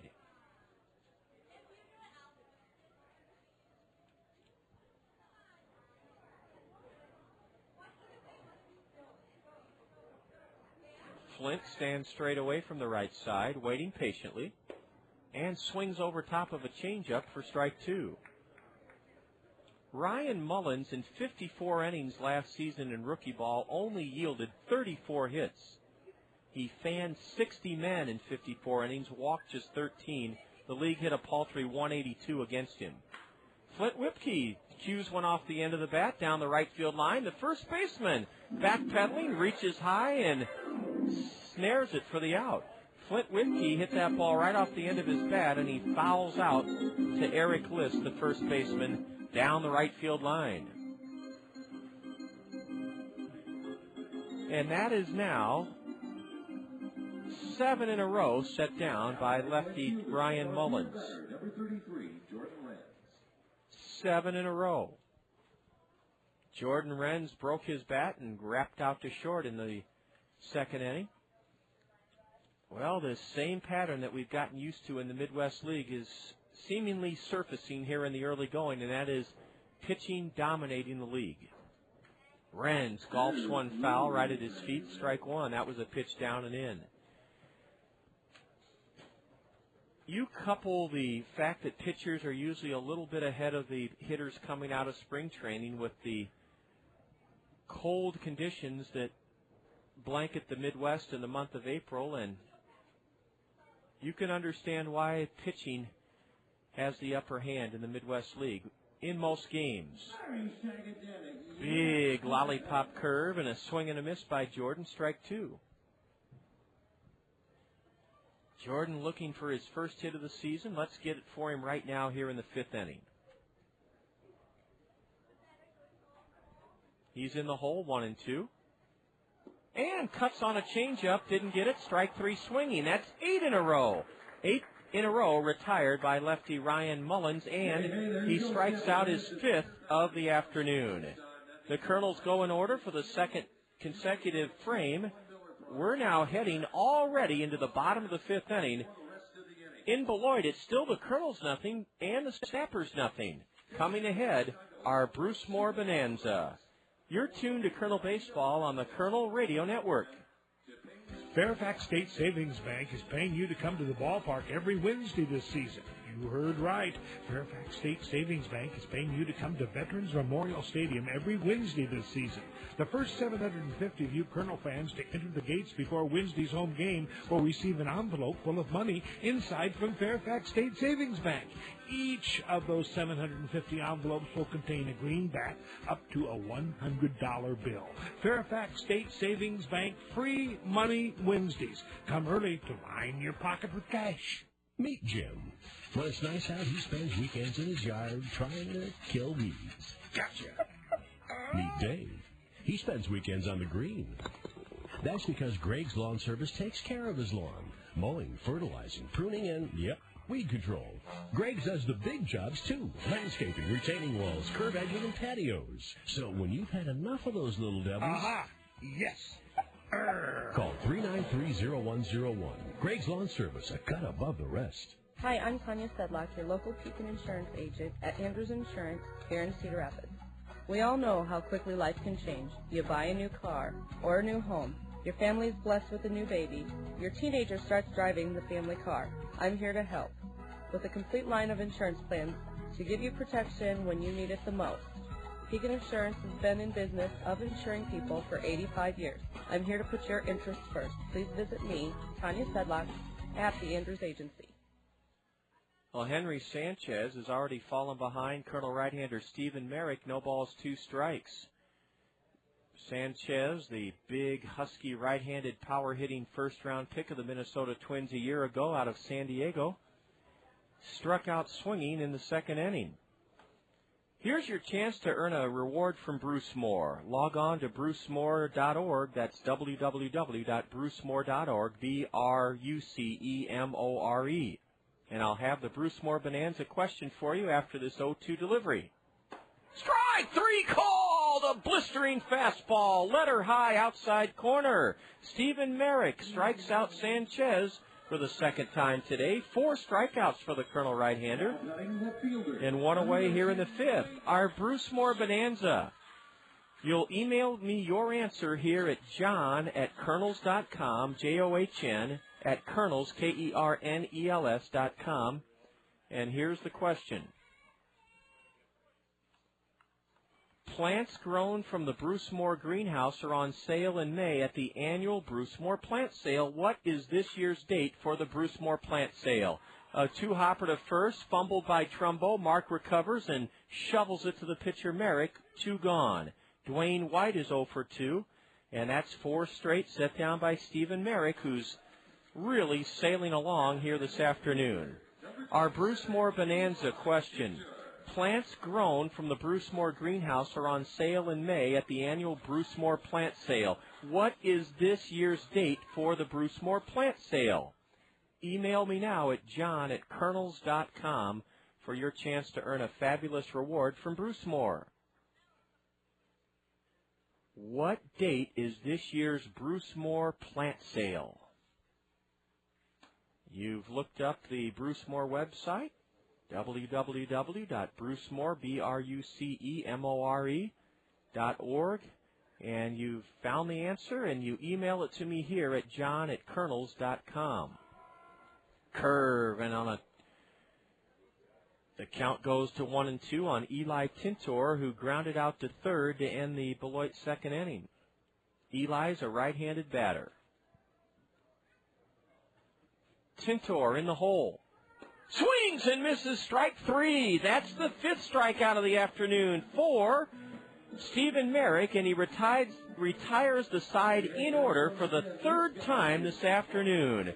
Stephen Merrick has been fantastic. 5 strikeouts on the day, and he retires Beloit in order for the 3rd time this afternoon. Let's give you that Bruce Moore Bonanza question one more time. Email the answer to me at john@kernels.com, John at Kernels, KERNELS.com. Plants grown from the Bruce Moore greenhouse are on sale in May at the annual Bruce Moore plant sale. What is this year's date for the Bruce Moore plant sale? We go to the top of the 6th inning, and it's still scoreless in Beloit. This is Colonel Baseball on the Colonel Radio Network. Whether you're a serious athlete or a weekend warrior, injuries can take you out of your game. Smart athletes know that Physiotherapy Associates in Cedar Rapids are the experts in the treatment and prevention of sport-related injuries. Our expert staff serves the metro and surrounding area high school athletes. Physiotherapy Associates of Cedar Rapids, the smart choice in sports medicine. Call us at 398-1569. That's 398-1569. We'll get you back in your game today. Training and the highest quality craftsmanship in the world are two hallmarks of union workers. Prospective construction clients can depend on workers who have learned their craft and mastered their skills through the Cedar Rapids, Iowa City Building Trades and Construction Council World-Class Apprenticeship Program. These experienced tradesmen will work with signed contractors to bring flexibility, efficiency, safety, and the highest skill and quality in the world to all building and construction projects. Eastern Iowa works best when we say union, yes. Technology pervades every aspect of our daily lives. This remarkable age we live in has a machine or a computer to meet almost all of our needs. But you won't find a technological device that can provide you with the personal attention for something as important as insurance. Neighbor Insurance Services, your professional Pekin insurance agency in Hiawatha, is trained on all insurance matters, including how much coverage is enough coverage. For personal attention to all of your insurance needs, see the insurance professionals at Neighbor Insurance Services in Hiawatha. Ryan Leahy leads off an inning for the second time today and takes a strike. He singled into left on a 3-1 count in the third, and ball one is up and away from the southpaw. Ryan Mullins in a tug-of-war, a pitcher's duel with 22-year-old right-hander Colonel Stephen Merrick. We're scoreless through 5. Ooh, a borderline pitch just upstairs, and it's 2-1 to Leahy. Congratulations, we have a winner in our Bruce Moore Bonanza, Ryan Stonebreaker, the sports editor of the Tipton Conservative newspaper. Way to go, Ryan Stonebreaker. A pitch hit off the end of the bat to first base. Drifting over to his right is Eric List to bring it down. Ryan Leahy nubbed that one off the end of the bat. He pops to first, one gone in the Colonel's 6th inning. Ryan Stonebreaker, you've earned yourself a reward, a prize from Bruce Moore. By logging onto their website, you answered our Bruce Moore Bonanza question. What is the date for this year's Bruce Moore plant sale? And Ryan Stonebreaker, you got it. Saturday, May 13th from 9 till noon. Here's a bunt by Brad Kuhn. Barehanded by Toby Gardenhire. He throws late. It's a bunt single for Brad Kuhn. Brad Kuhn has the Colonel 4th hit of the afternoon as he deadened it perfectly up the third baseline. Toby Gardenhire played it well. Charged, barehanded, pickup, threw late, and it's a bunt single for Brad Kuhn. Yes, Bruce Moore's annual plant sale is Saturday, May 13th from 9 till noon, and Ryan Stonebreaker, the sports editor of the Tipton Conservative, emailed us the correct answer. Ryan, you'll be receiving a prize from Bruce Moore in the mail. Here's Henley Stacia. A throw to first, and back safely is Brad Kuhn. Henley Stacia has doubled and grounded out to third this afternoon. Brad Kuhn, a big lead at first. He has a couple of steals already in this series. He's not going, and strike one on the outside corner to the Colonel switch-hitting shortstop from Curaçao, Netherlands. You know, I remember an NFL football player named Steve Stonebreaker. What a name for a football player. Stonebreaker. A throw to first, a sidearm heave, and back safely standing up is Brad Kuhn.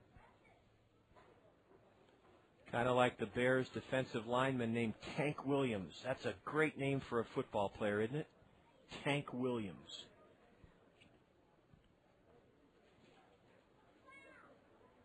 Ball one drifts low. Now, Henley Stacia takes a long look at his skipper, Bobby Magallanes, who flashes a battery of signs from his third base coaching area. Will Brad Kuhn be running? Will a hit and run be called for? Throw to first, and you could hear somebody bark out, back, back. It was probably Eric Owens coaching at first base. Eric is 9-year grizzled big league veteran. Here's a drive into deep left, and it's going to get over the head of the left fielder, Dwayne White. Brad Kuhn is racing around third. He's headed home. No relay throw. Brad Kuhn scores on a Heinle Stacia booming double over the left fielder White's head, and the Kernels have cracked the ice with a run here in the sixth inning and lead it 1-0. Heinle Stacia drilled it over the head of the left fielder all the way to the wall. Brad Kuhn raced all the way home from first, and the Kernels grabbed the lead here in the sixth inning, 1-0. Stacia at second, and the batter is Patrick Riley. Ball one inside to the left-handed batter, who's 0 for 2 today after garnering 3 hits, including the ultimate game winner, a triple, leading off the 12th inning last night. One away, Heinle Stacia with a good-sized lead at second. Mullins checks him and delivers, swinging a foul, rattled straight back into the screen. Beloit has a right-hander up in their bullpen, and it looks to be Danny Powers. There was a big league pitcher named Ted Power, but this is Danny Powers. 1-0 Kernels here in the sixth inning. Patrick Riley with the runner going. Takes a curve, a strike, the throw to third. Not in time. A head-first slide by Heinle Stacia. He swipes third, and that's a big, big steal because with one out, the Beloit infield may have to come in for the play at the plate. Heinle Stacia has stolen third. The throw by D. San Miguel was right on the button, but late.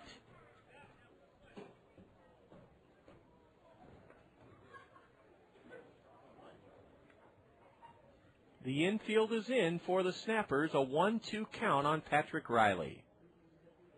Swing and a miss on a pitch low and away, and a huge strikeout for the Beloit lefty Ryan Mullins, his 6th of the day.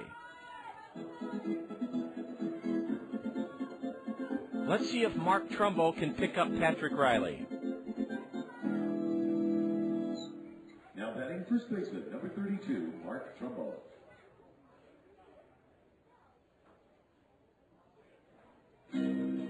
Now wait a minute. We may have a pitching change.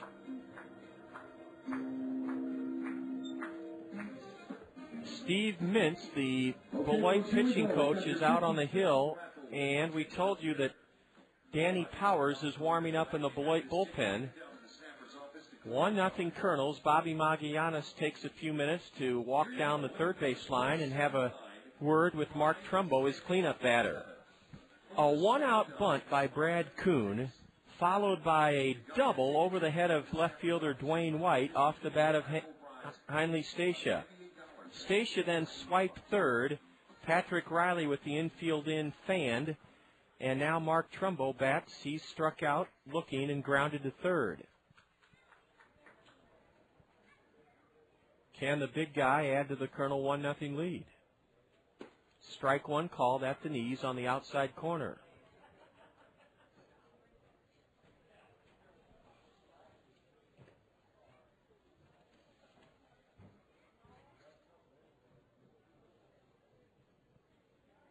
Mullins is working from the windup.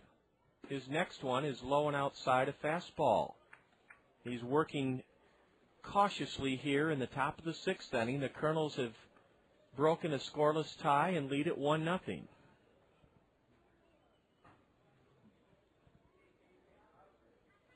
Heinle Statia's trying to steal home, and he is! Ooh, they called him out! They called him out! He's out at the plate trying to steal home, and one of the most exciting plays in baseball. He looks safe, but they called him out. Bobby Magallanes is going to ask the base umpire if the catcher held the ball, and we're going to keep it here. He looks safe, but they called him out. And they're going to reverse the decision. They have reversed the decision. He's safe at the plate. And now we're going to have a brouhaha. We're going to have an argument with the Beloit manager coming out, Jeff Smith, I thought Heinle Statia was safe, or that the catcher bobbled the pitch, in other words. One of the most exciting plays in baseball has just unfolded. Heinle Statia has stolen home. He has stolen home. And we have an argument now between Jeff Smith, the skipper of the Snappers, and the plate umpire. The plate umpire originally called Heinle Statia out. Bobby Magallanes came racing down the third baseline and asked the home plate umpire to ask the base umpire. And that's what the home plate umpire did. And after asking the base umpire, he affirmed Bobby Magallanes' observation that the catcher, D. San Miguel, dropped the ball. He dropped or bobbled it, one of the two. I thought Statia beat the pitch home. I thought Heinle was safe to begin with. They called him out. It's not an easy play for the plate umpire. For one, he's shocked, he's surprised, he doesn't hear or see the runner coming. He's concentrating on the pitch. Second of all, he's blocked by the catcher. He can't get a good view of a stolen base attempt of home plate. He can't see it well. So I think he probably guessed. And he guessed signaling out. Bobby Magallanes then came down the third baseline and asked the plate umpire to check with the base umpire. The base umpire verbally told his partner, the plate umpire, that the catcher D. San Miguel bobbled the pitch, and Heinle Statia has stolen home to put the Kernels ahead 2-0 here in the sixth inning. A steal of home. Well, Jeff Smith is now headed back to the Beloit dugout. His Snappers came all the way in, and listen to the crowd.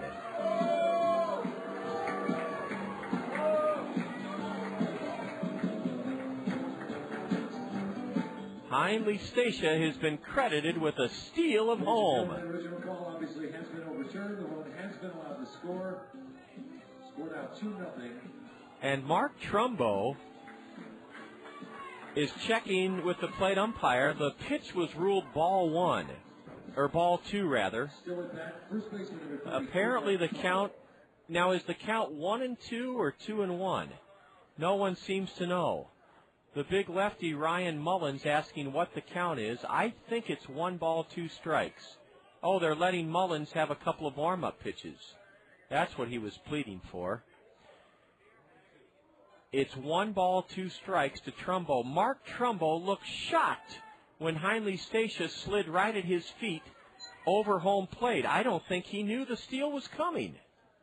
Either he missed a signal or Statia did it on his own. Now a swing and a miss on a curveball, strike 3. Wow, that is 7 strikeouts for lefty Ryan Mullins. The Kernels scored 2 in the sixth inning on 2 hits, no Beloit errors, a stolen home plate, a steal of home, and the Kernels leave the bases empty. That's as exciting as it gets. Heinle Statia stealing home. After 5.5 at Pullman Field, it's the Kernels leading the Snappers now 2-0. You're enjoying Kernel Baseball on the Kernel Radio Network. Service second to none. South Slope Cooperative. We're here for your communication needs. Internet service, telephone, and TV. As a cooperative telephone company, our members are owners. We make a good team. Service second to none. South Slope Cooperative Communication.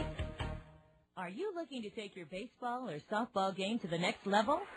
The premier place to do it is Perfect Game, located across the street from Veterans Memorial Stadium. Perfect Game's professional baseball and softball instructors will help improve your pitching, hitting, throwing, fielding, and base running abilities in Iowa's premier training facility. For the best individual baseball and softball instruction and training, visit Perfect Game. That's Perfect Game, just a fly ball away from Veterans Memorial Stadium. When it comes to making buying decisions, people let their fingers do the walking through Yellow Book Yellow Pages. It's no wonder. Yellow Book's packed with ads, coupons, restaurant menus, and more. Delivering to homes and businesses throughout the area, Yellow Book combines the features consumers want with advertising rates business owners can afford. To place your ad, call 1-800-YB-YELLOW. That's 1-800-YB-YELLOW. Yellow Book, not the other book.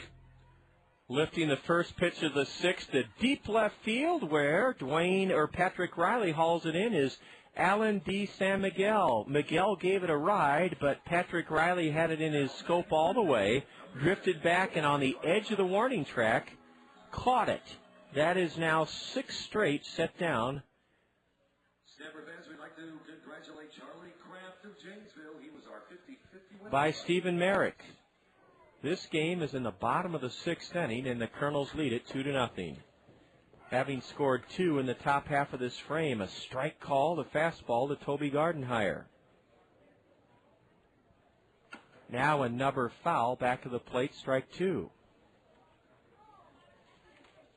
The 3rd annual Corridor Classic is set for Wednesday, April 26th at Veterans Memorial Stadium. The UNI Panthers and the Iowa Hawkeyes, baseball at its best. 896-7560 for tickets.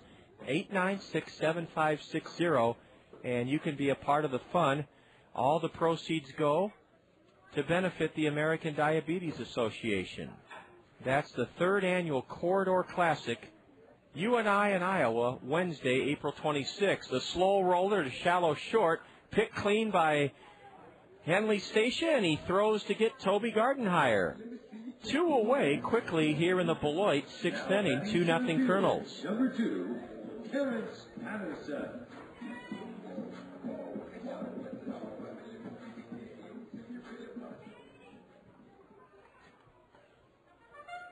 Terrence Patterson is now up. He's 0 for 2 so far today.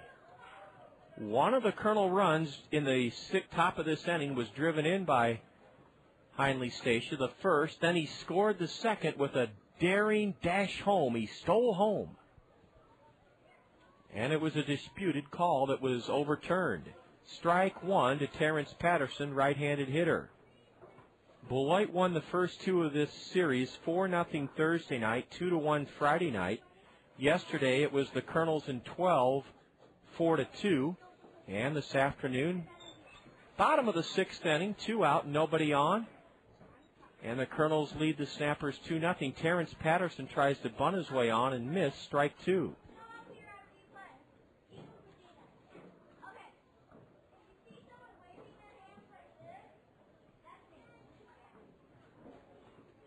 Stephen Merrick's next pitch is drilled into shallow center. Brad Kuhn is there and has it.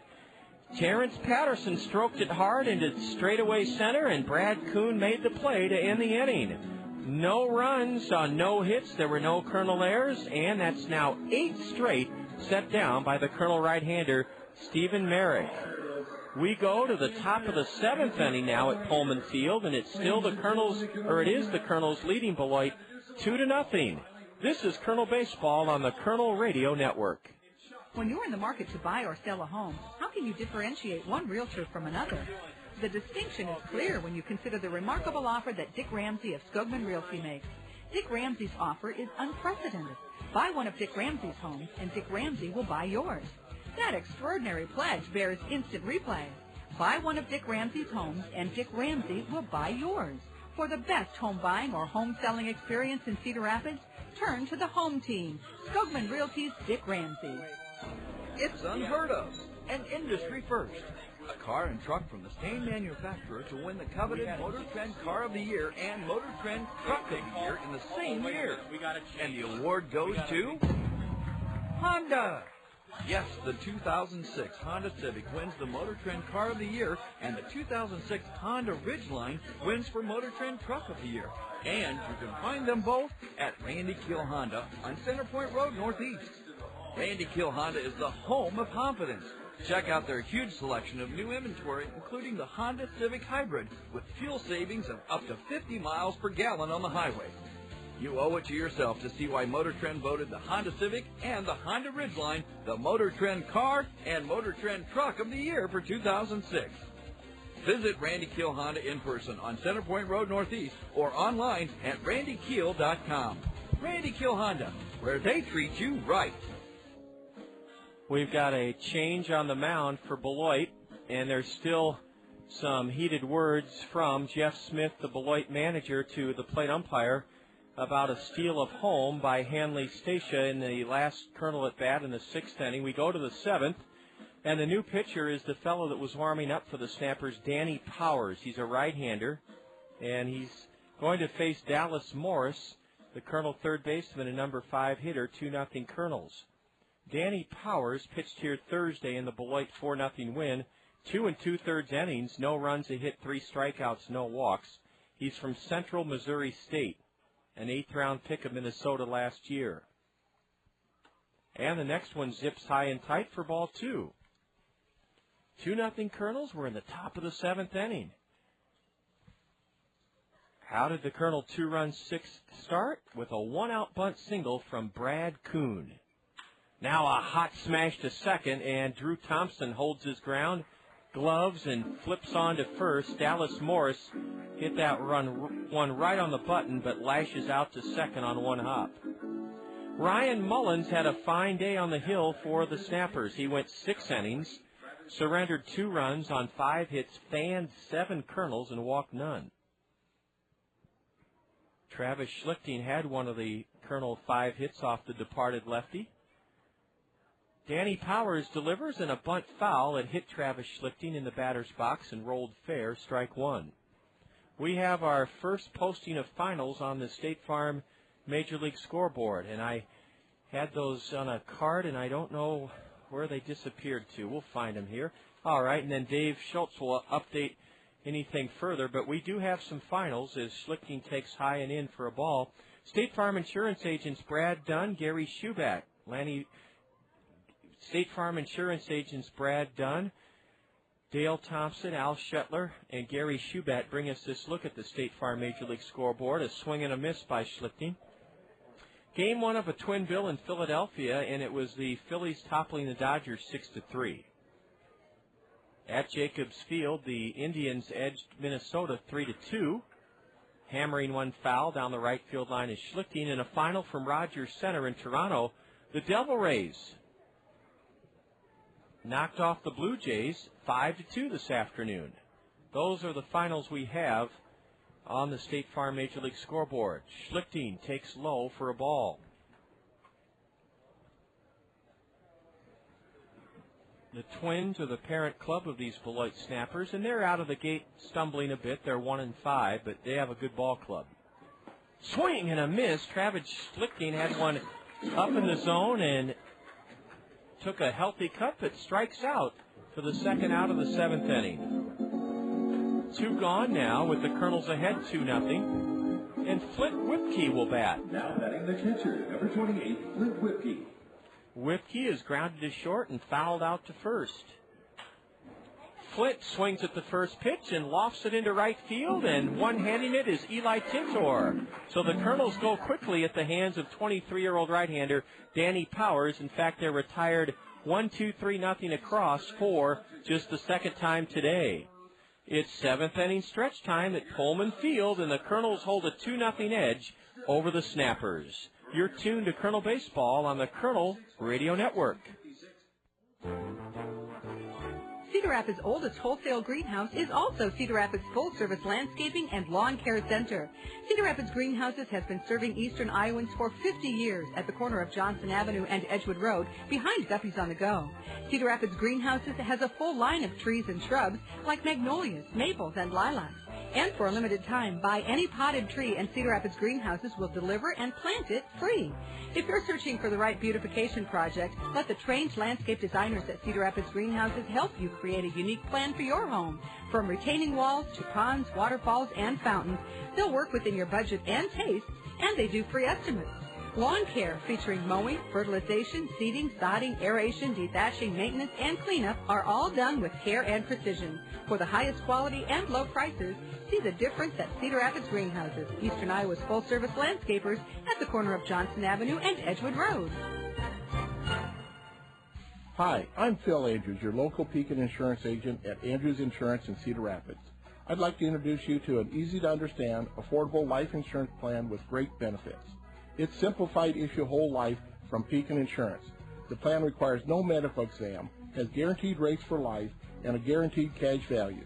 Life insurance made simple and affordable from Pekin Insurance. To learn more, contact me, Bill Andrews, at Andrews Insurance.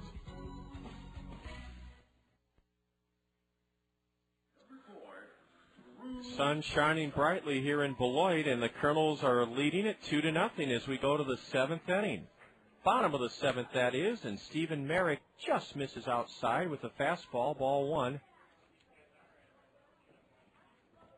To Dwayne White. Or check that, this is Drew Thompson, the switch-hitting second baseman, son of former Giant great Robbie Thompson. Stephen powders one in just high for ball three. Merrick has not walked a man, and he has struck out 5 on the afternoon. 3-0. Strike called at the last moment by the plate umpire. And some of the Snapper fans jump on him. Let's see if Drew Thompson's swinging now. He is, and he lofts it foul into the third base stands. 11 o'clock is when the gates open tomorrow morning, and the first 1,000 of you fans for our home opener will receive a miniature replica stadium marking the 5th-year milestone of the stadium from Collins Community Credit Union. The payoff pitch is fouled back for strike, or count remains full. Kevin Lynch is working in the Colonel bullpen, the submarining right-hander from Florida State, Kevin Lynch.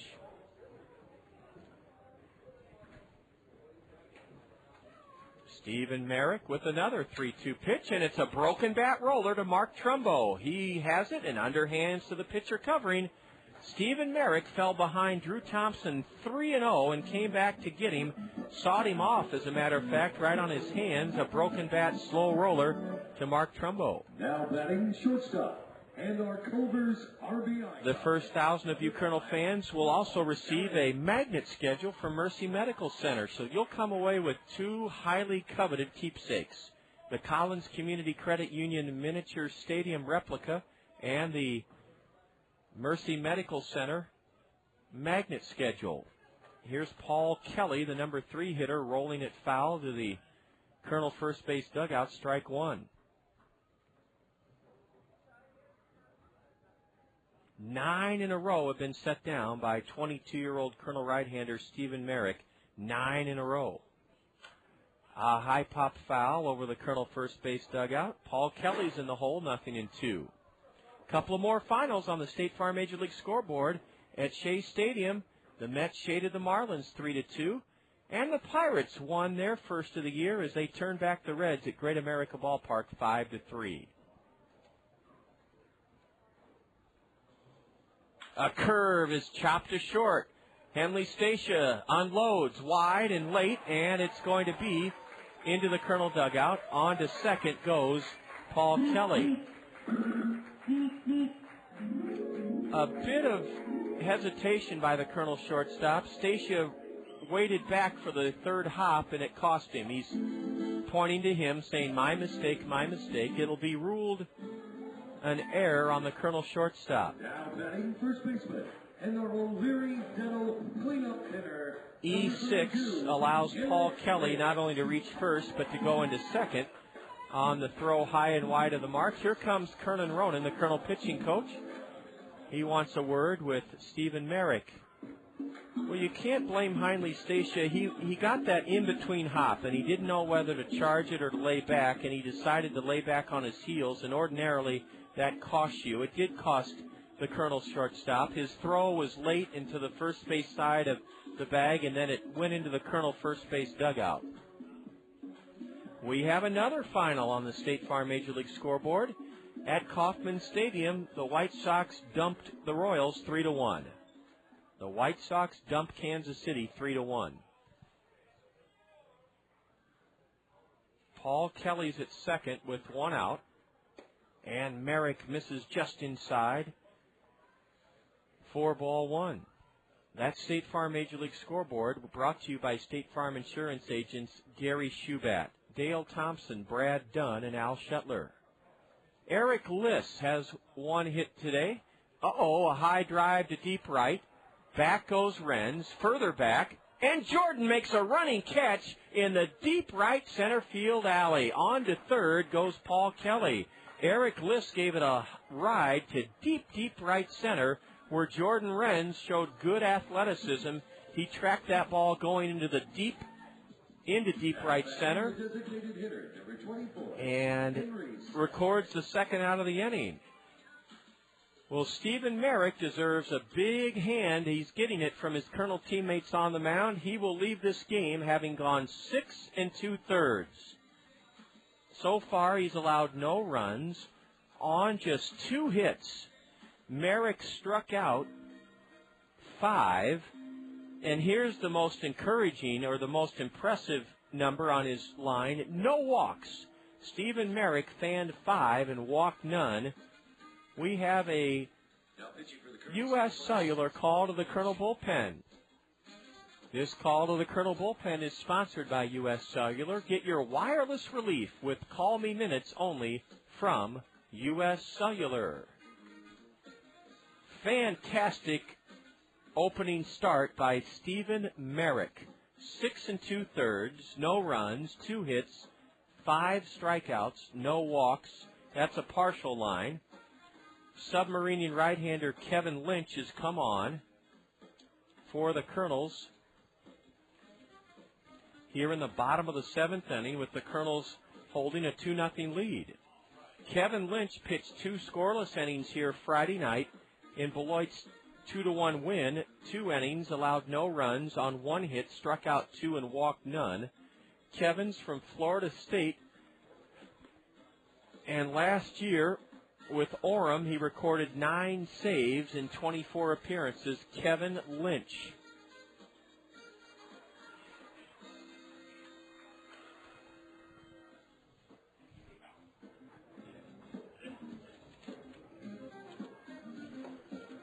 Tomorrow for the noon home opener, hot dogs are just $1. And that'll be the case every Monday home game at Veterans Memorial Stadium.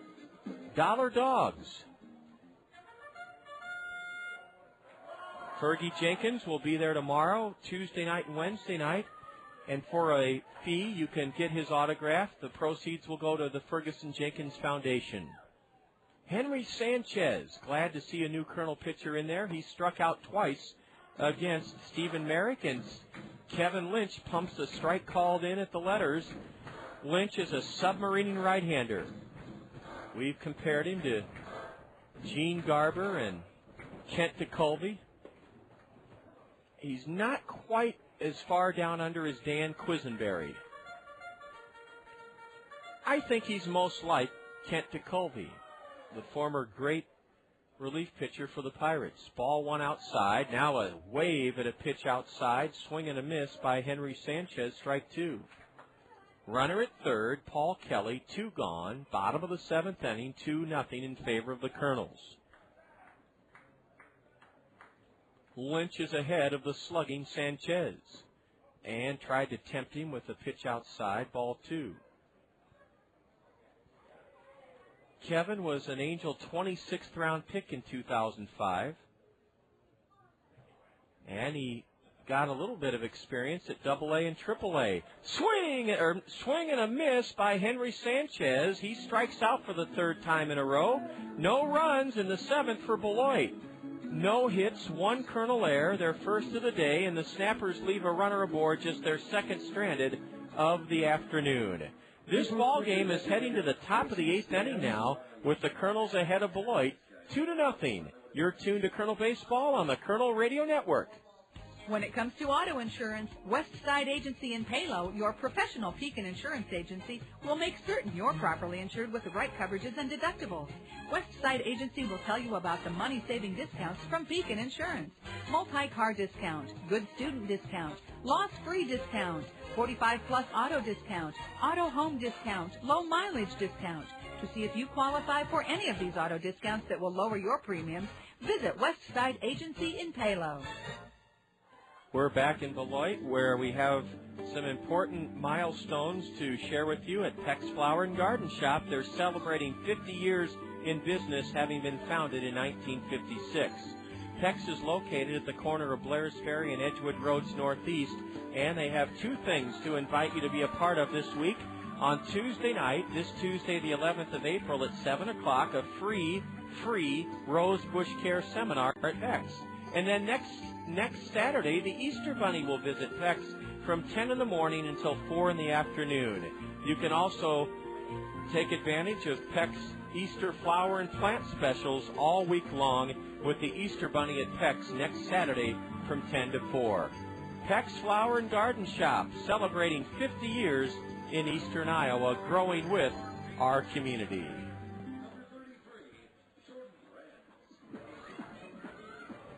Jordan Renz is first up for the Kernels against right-hander Danny Powers. Renz is 0 for 2 today, and ball one is low from the Beloit right-hander Powers. We have another final to share with you on the State Farm Major League scoreboard at Camden Yards. The Red Sox took care of the Orioles 4-1 Boston at Camden Yards. Strike one to Jordan. And now a little dribbler foul towards the backstop.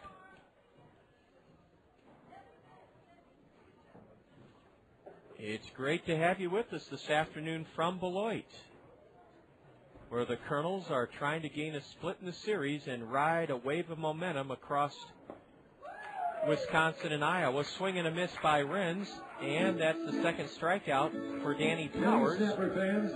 4 in a row set down by Powers.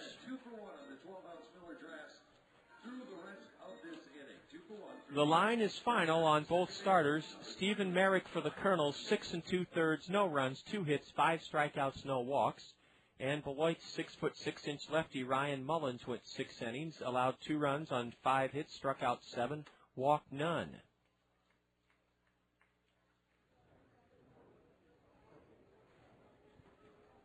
Well, the baseball season is 1 week old, and that leads us to our baseball fun fact. The 2006 campaign opened a week ago at Comiskey Park in Chicago. The White Sox hosted Cleveland. The first time a team opened their season with a night game was April 18th, 1950. Strike called on a 2-0 pitch to Ryan Leahy. Last week, the season opened in Chicago with a night game, but the first time a team opened their season with a night game was April 18th, 1950. Sportsman's Park in St. Louis, the Cardinals beat the Pirates, and that was the first time a team opened their season with a night game. 1950.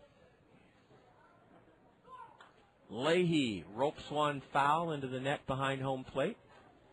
It's 2-2 to Ryan. Beloit has a right-hander up in their bullpen. The kids could run the bases after the game, and we'll let you out on the field for about 20 minutes to have a catch. But right now it's Danny Powers, even on the count to Ryan Leahy. Swing and a miss on a pitch high and outside, and that's 5 straight mowed down by reliever right-hander Danny Powers.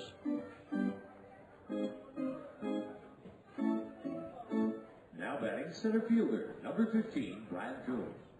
Brad Coon started the Colonel 2-run 6th inning with a 1-out bunt single. He scored on a double over the head of left fielder Dwayne White by Heinley Stacia. Ball one low to Brad Coon. 2-0 Colonels. 2 gone in the top of the 8th, and bases empty. Coon wraps one foul to first base coach Eric Owens.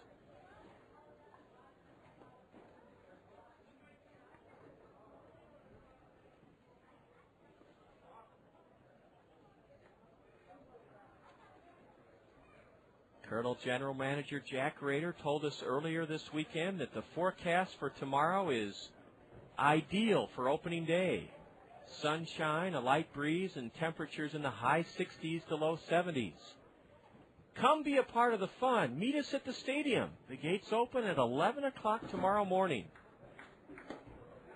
Kuhn on a 2-1 pitch looks at it on the outside corner, a fastball. Danny Powers goes behind the mound. Wets his index finger and middle finger. You can do that when you're off the hill. And now delivers.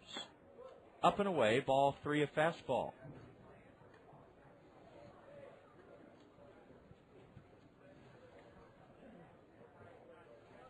The right-hander in the snapper bullpen, as Kuhn taps one foul behind home plate. Well, we're not sure who that right-hander is.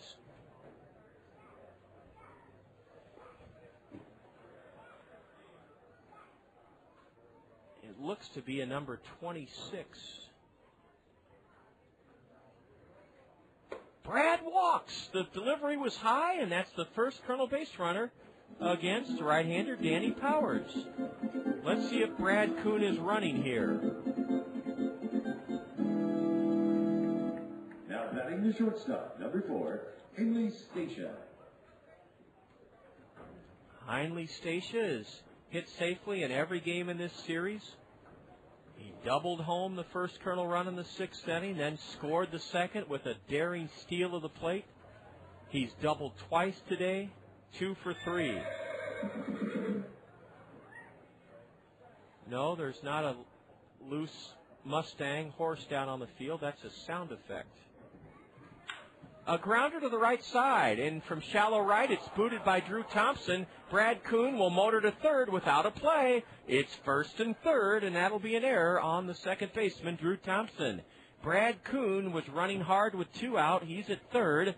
Heinley Stacia is at 1st, E4, the error on Drew Thompson. He was in shallow right field, went down to field that chopper and muffed it. It scooted into shallow right. Eli Tintor came on, had no play at 3rd, 1st and 3rd, and let's see if Patrick Riley can give the Colonels some much-needed cushion.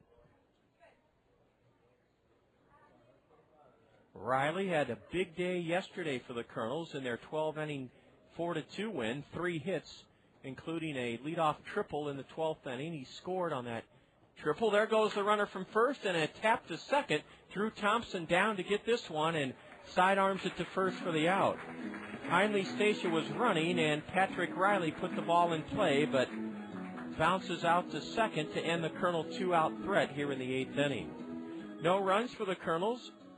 A walk, 1 error, the first of the day on Beloit. The Colonels leave a pair and have stranded 4 in 8 at-bats. And after 7.5 at Pullman Field, Colonels still lead the Snappers 2-0. You're enjoying Colonel Baseball on the Colonel Radio Network.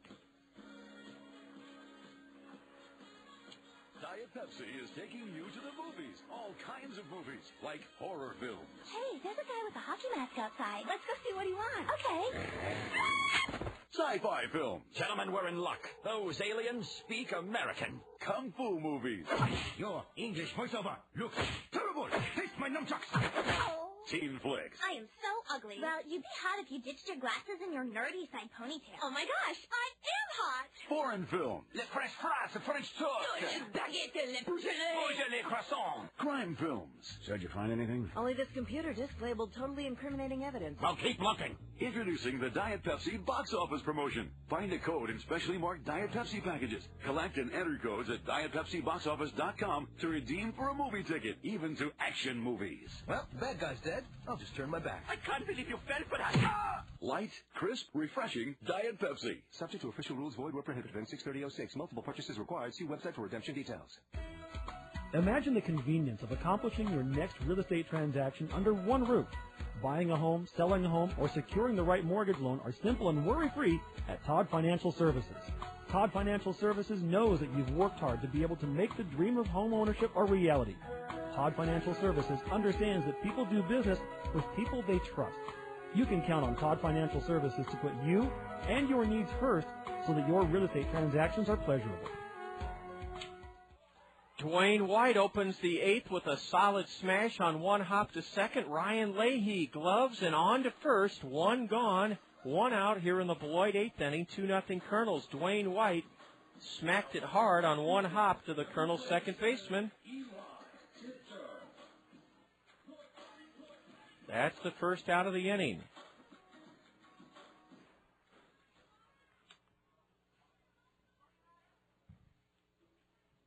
Kevin Lynch on in relief of the Colonel starter. Stephen Merrick has set down 3 in a row. Pitched around a 1-out error in his first inning to work the 8th. Kevin's submarine delivery is high to Eli Tintor, ball 1. Lynch works from the stretch even though there's nobody on. That's the common practice of a lot of relief pitchers now. Ball 2 is outside to Tintor. There's a right-hander up in the Snapper bullpen, and I'm just not sure who that fella is, as ball 3 is inside of the batter, Eli Tintor. Eli had 3 hits last night, scored in the 6th inning to give the Snappers a 2-0 lead. Let's see if Kevin Lynch can come back and get him. There's strike 1 to make it 3-1.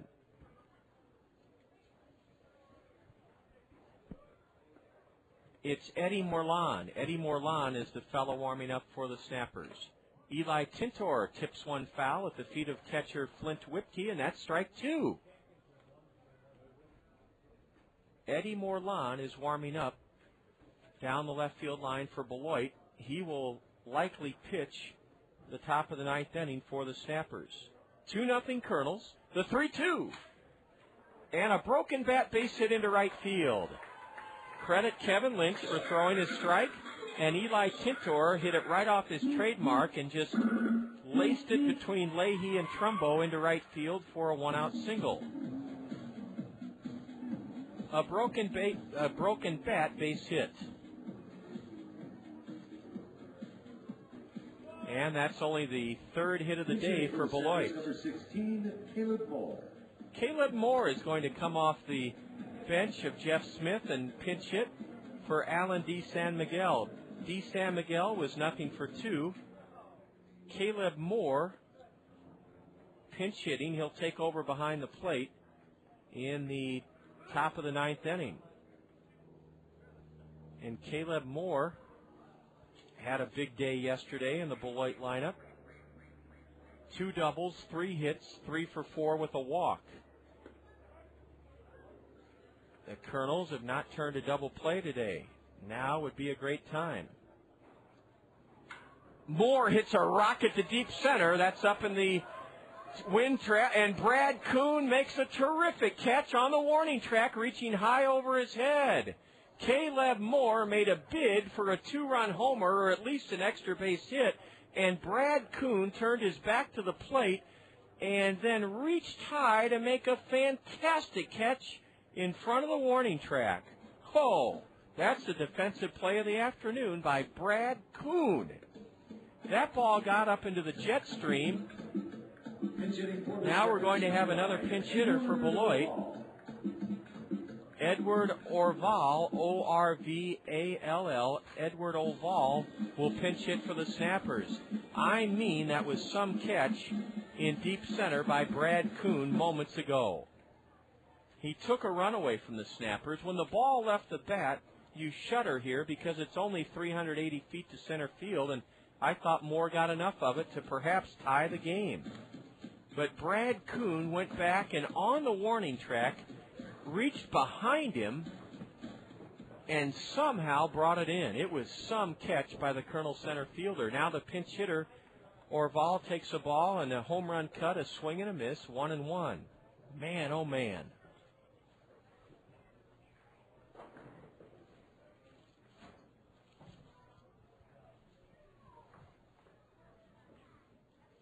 Swing and a miss by Edward Orval. That's strike 2.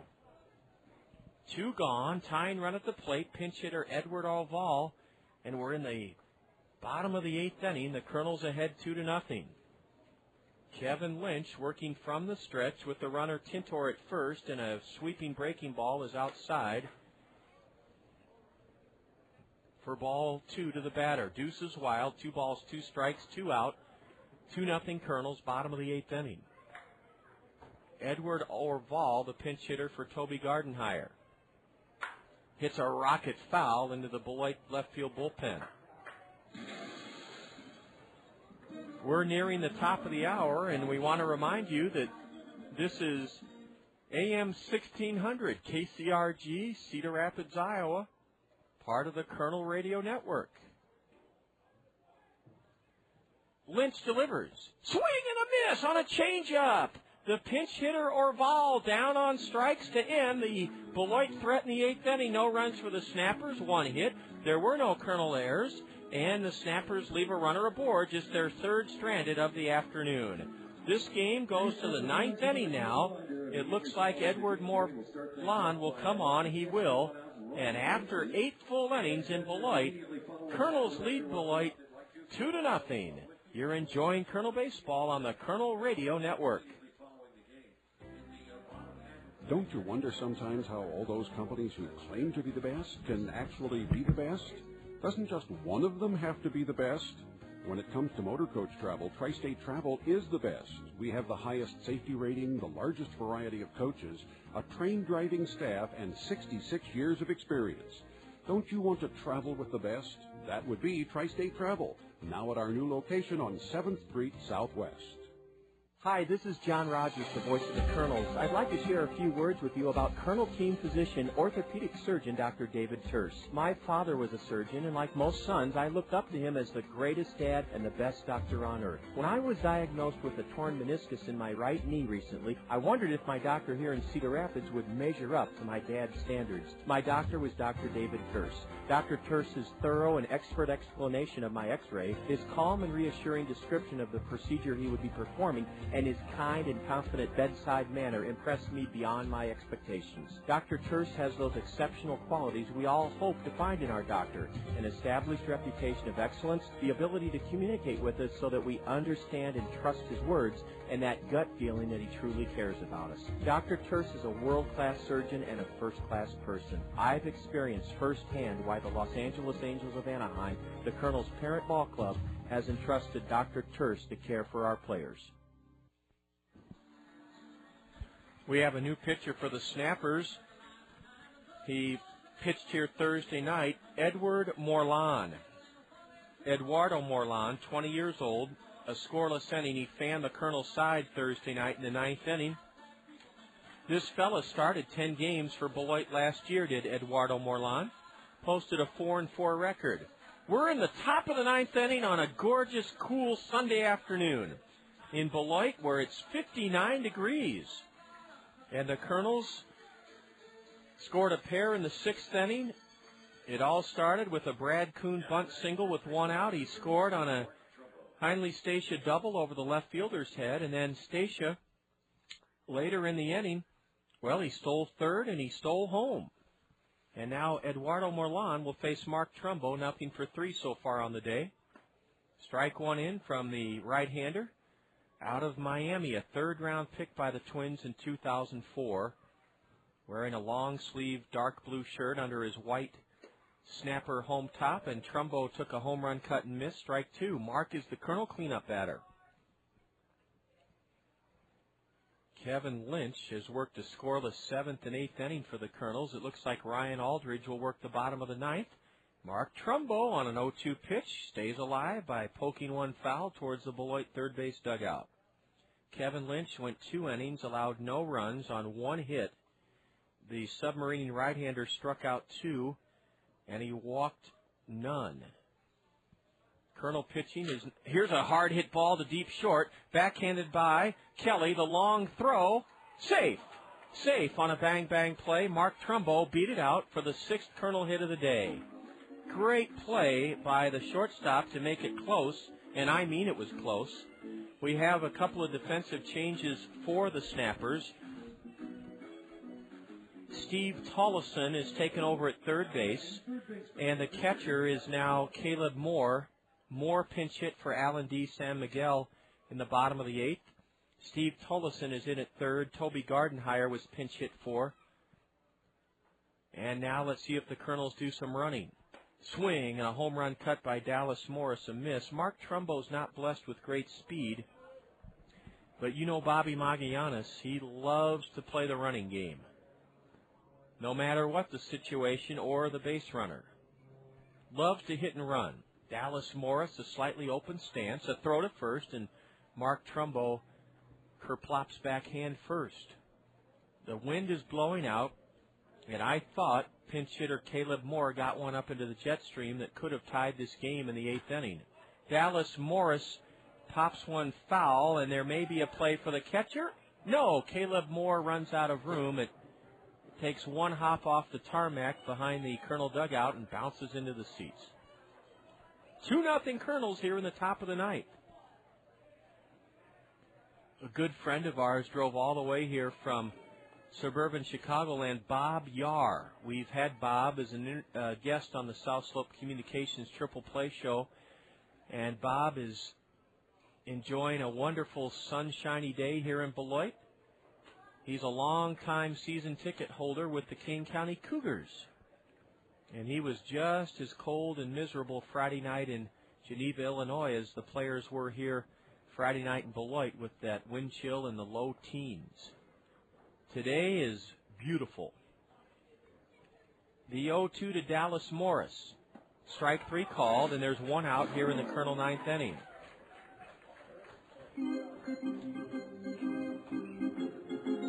Bob Yar is an accounting professor at Marquette University in Milwaukee, and he knows more about Chicago Cub baseball than anyone I've ever met. He not only remembered that Tony La Russa scored the only run of his Cub career in 1973 on opening day. We used that as our baseball fun fact a couple of nights ago. La Russa was pinch running in extra innings and scored his only run in the only game he played in as a Cub in 1973 on opening day.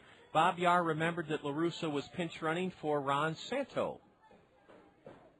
And yes, Bob Yar remembered Sam Snead on opening day in 1951, taking out a 2-iron and without a tee in civilian clothes, hitting one over the scoreboard at Wrigley Field. There's not too much Bob Yar doesn't know about Chicago Cub baseball. Here's a rocket into left field foul by Travis Schlichting. Boy, you got good wood on that one, but hooked it foul. Strike one to Travis, who has singled, stolen second, and struck out twice today. Bob Yar is such a baseball fan, he actually attended the Beloit Snapper Hot Stove Banquet this offseason and got to hear Tony Oliva. We had Steve Garvey at our Hot Stove Banquet that benefited Tanager Place. One Hall of Famer, Oliva, another guy that a lot of people think should be in the Hall of Fame, Steve Garvey. Schlichting swings at a pitch down and away and didn't get it. That was a good, either a changeup or a split-fingered from Eduardo Morlan. 20-year-old right-hander working here in the ninth for the Snappers.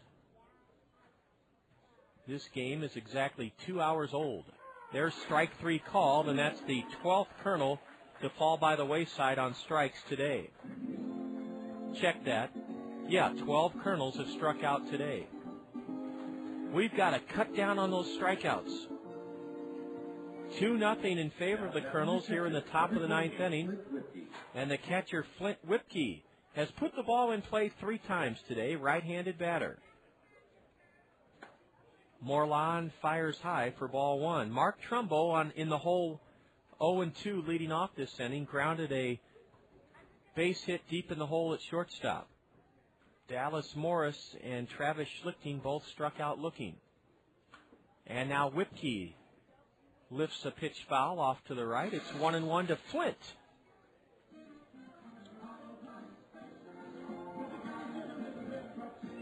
Looking ahead to the Beloit ninth inning, the top of the order will be due up. Why does that always happen? Ball 2 rather, high and outside to the hitter. Flint Whipke.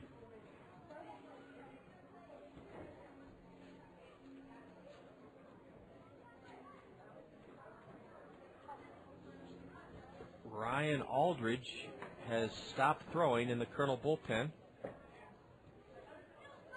Ryan was the tough luck loser here Friday night, surrendering the 2-out walk-off homer to Henry Sanchez. You can bet he's eager to get back out there. But he'd like to have a bigger lead than 2-0. Let's see if Flint Whipke, who steps out now. The sun is shining as brightly as it has all day right now. It's gleaming off the red Kernel batting helmet worn by Whipke. And Morlan is behind 3-1. His pitch was high and in. Eduardo Morlan working from the stretch here in Beloit. Strike 2 called on the outside corner. We'll see Bob Yar frequently when we travel to Geneva, Illinois throughout the spring and summer. In fact, I think for the 3rd or 4th straight year, we'll end our season at Philip Elstrom Stadium, our regular season, in early September. There goes the runner on the 2-out, 3-2 pitch. It's high. Flint Whipke has walked. First and second, 2 away for Jordan Renz. Another final on the State Farm Major League scoreboard at the ballpark in Arlington. The Rangers tame the Tigers 5-3 Texas. That's the final. Remember, tonight from Wrigley Field here in the zone, you'll hear the Cubs and Cards. Now a trip to the hill by Steve Mintz, the pitching coach of the Snappers, and that'll give us a chance to tell you about a wonderful special every Wednesday at Veterans Memorial Stadium. Fairfax State Savings Bank presents Free Money Wednesdays.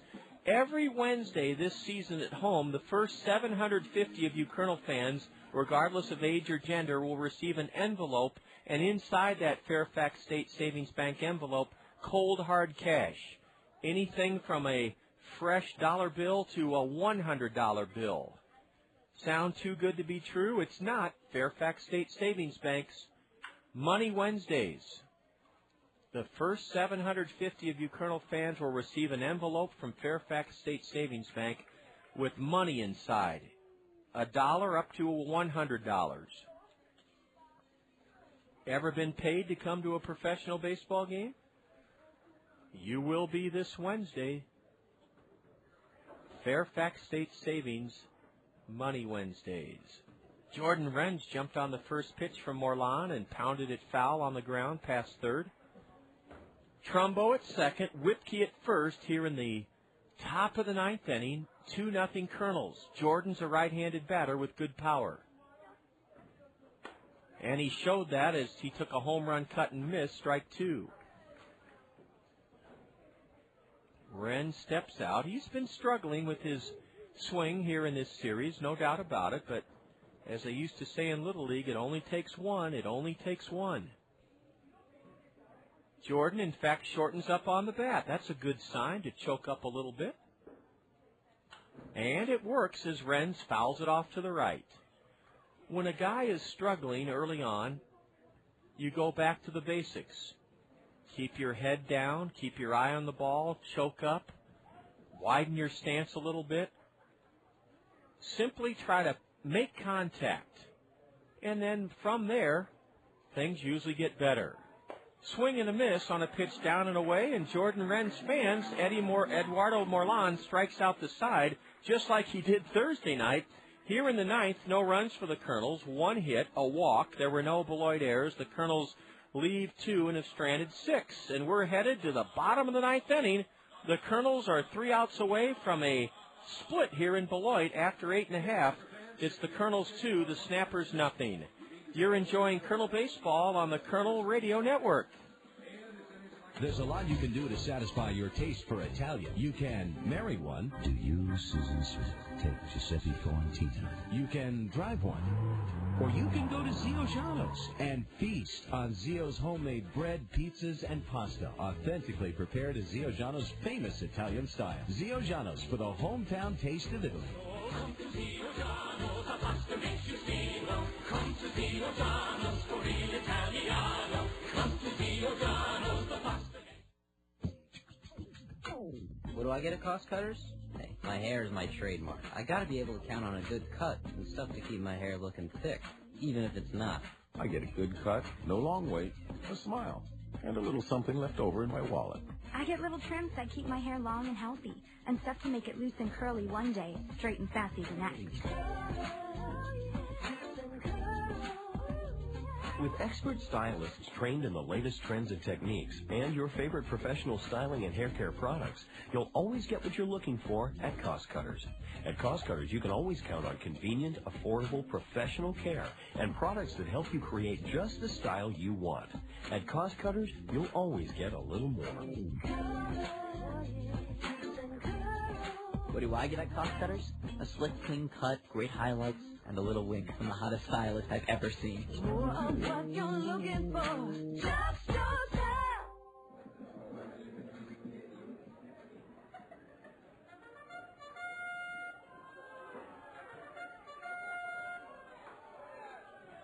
This is the bottom of the ninth in Beloit. Ryan Aldridge is on for the Kernels, and he pumps in a strike called to the leadoff batter, Terrence Patterson. Kernels have out-hit the Snappers 6-3, lead the game 2-0. And this Kernel call to the bullpen brought to you by U.S. Cellular. Ball one outside from Ryan Aldridge. U.S. Cellular, get your wireless relief with Call Me Minutes only from U.S. Cellular. 1-1 to Terrence Patterson. And Aldridge comes in on the batter's fist, and Patterson fouls it straight back, strike two. The Kernels plated a pair in the sixth inning, and they're trying to make those two hold up here in the bottom of the ninth. Big gap in right center as Brad Kuhn is playing this leadoff batter to pull the ball. And a little looper into shallow left. It dumps over the head of Hanley Stacia for a base hit. Tough break for the Kernels as Terrence Patterson hit that one off the end of his bat. Just had enough on it to eke it over the head of Hanley Stacia into left field, and that's a leadoff single for the Snappers here in the ninth inning. It's just their fourth hit of the day. Well, Kevin Lynch followed on the heels of Stephen Merrick, and Lynch pitched 2 1/3 shutout innings.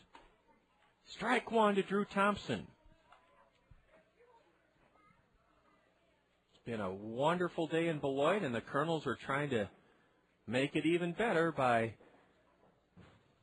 holding on to this 2-0 lead in the bottom of the ninth inning. Thompson fouls it off to the left. That's strike two, 0-2. Kernel pitching has not walked a batter this afternoon.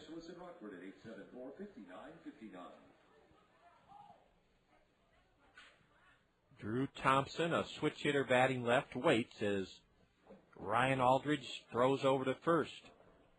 Terrence Patterson is dwarfed over there by big Mark Trumbo. Ground ball foul past first. That was a breaking pitch from the Kernel right-hander, Ryan Aldridge, Aldridge, out of Middle Georgia College, 17th round Angel pick in 2004. Pitched 13 games in his rookie year with the Arizona Rookie League Angels, then hurled 7 games for the Mesa Angels last season, appeared in 2 games, pitched 4 innings for Orem. Drew Thompson has one of the 4 Beloit hits, and he hits one in the air to left center. Brad Kuhn had him stationed perfectly, and he puts it away. Boy, you don't know how sophisticated this game of baseball is.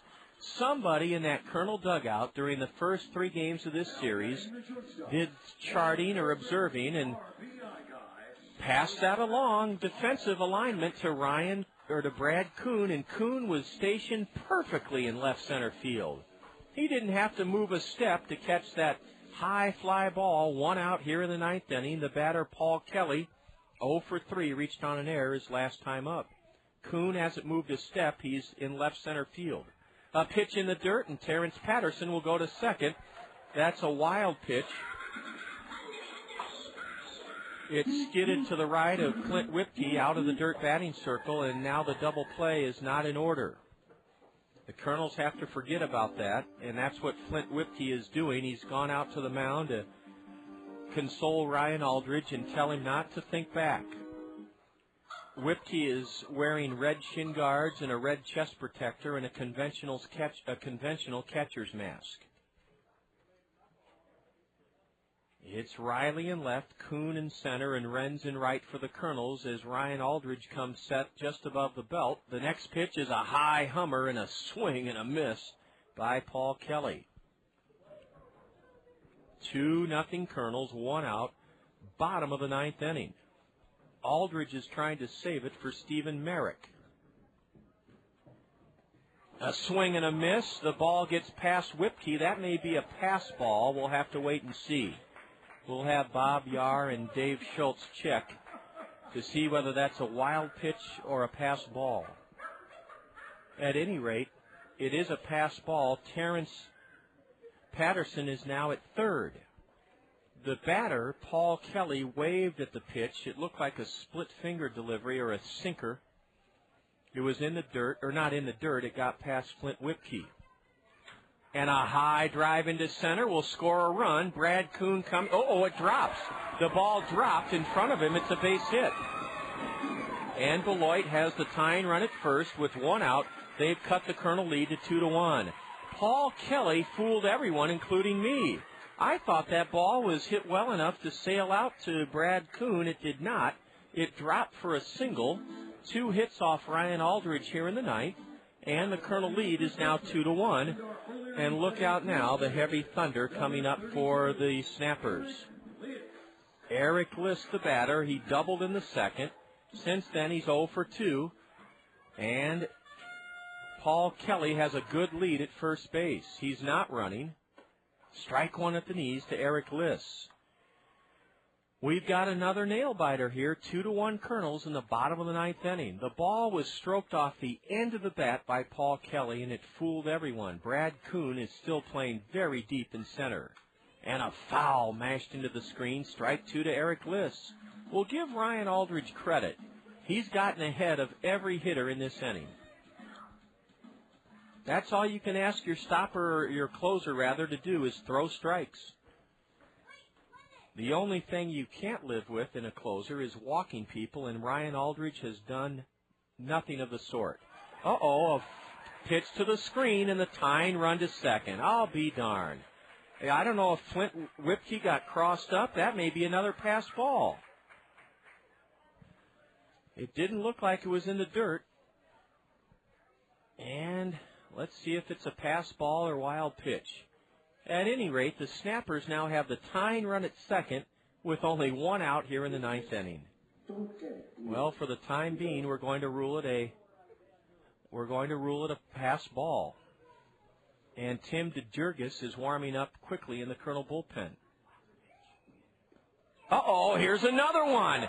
Here's another one to the backstop, and the Kernels are trying to give the lead up here. I'll be darned. The last one they've ruled a wild pitch. This one, I don't know what they'll rule it as. A pass ball. Flint Whipkey and Ryan Aldridge have lost the battery connection completely. Now Beloit has the tying run at third with only 1 out here in the ninth inning. I'll be darned. That's something to not be able to connect. Ground ball, base hit, we're tied. We're tied here in the ninth inning. The same miseries that plagued us last year with the bullpen have surfaced here in Beloit. I'll be darned. Beloit ties it on a base hit into right by Eric List. He pulled it past the drawn-in Colonel infielder Mark Trumbo, and now the Snappers have a great chance to win the game. Winning run at first, 1 out, ninth inning. Kernan Ronan to the mound. Well, we just gave this one away. It's that simple. We got a silver platter out, shined it all up, and presented the ball game to the Beloit Snappers, and they gladly took it. 2-2 Beloit here in the ninth inning. Or 2-2 score, Beloit on a rampage.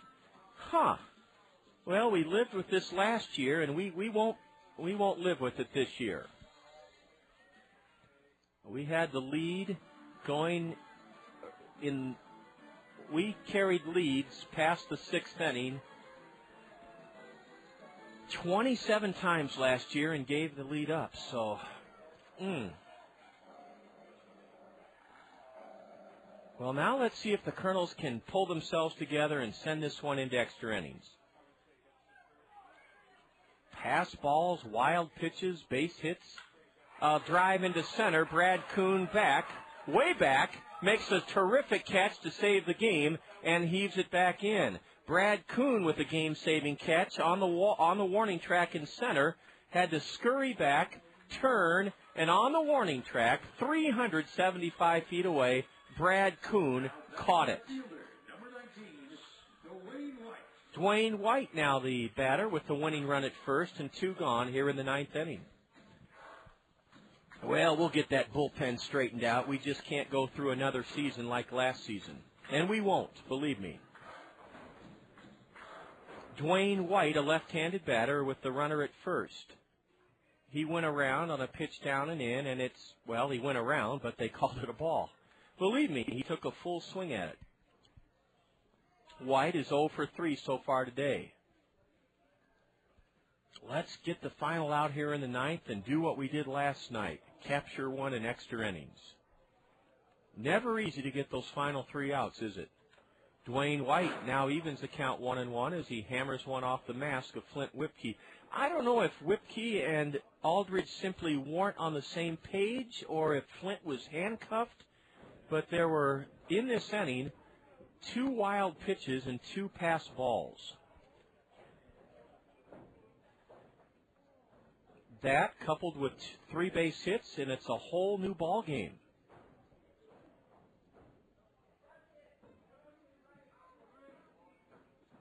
Credit the Snappers, though. They're the ones that rallied.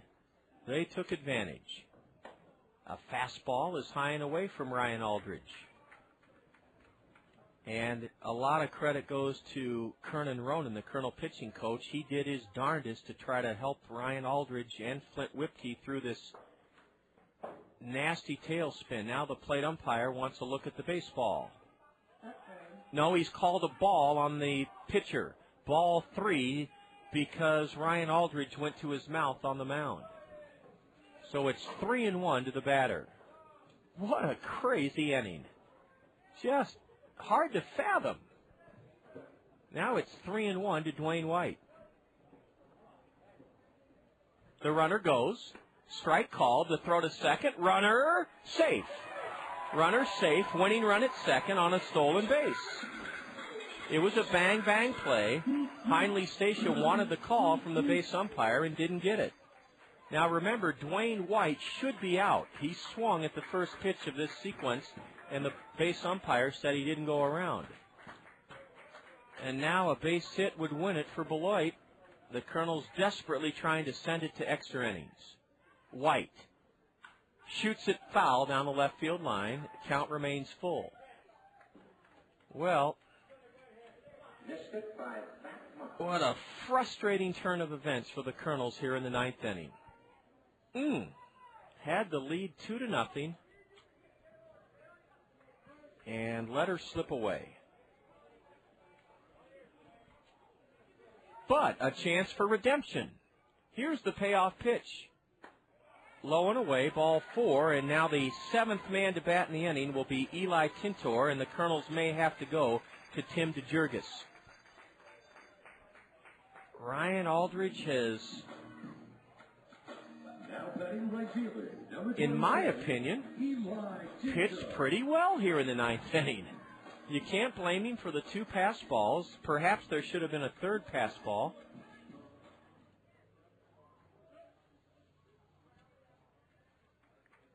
And only 1 ball's been hit hard. Swing and a miss by Eli Tintor. Well, hold on to everything. Both runs in this inning are, I couldn't make that out, Bob, are earned. Both runs are earned in this inning. Eli Tintor takes high and in a curveball. It has been some 9th inning nightmare for the Kernels here today. Winning run at second. 2 out, bottom of the 9th inning. Tintor swings late and misses, strike 2. Eli tied himself up in a knot, and he's using a black lacquer bat, a right-handed hitter. singled his last time up. He's 1 for 3. Beloit has 3 singles and a walk, 2 wild pitches and 2 pass balls, and they've tied the game here in the 9th inning. Ryan Aldridge delivers. A base hit into right ends the game. I'll be darned. It was fair by an inch. Beloit wins it 3-2. Unbelievable. Unbelievable. He stuck his bat out, lined it down the right field line. It fell. Base hit. Beloit wins it in the 9th inning. Here's the 9th inning totals for the winning Snappers.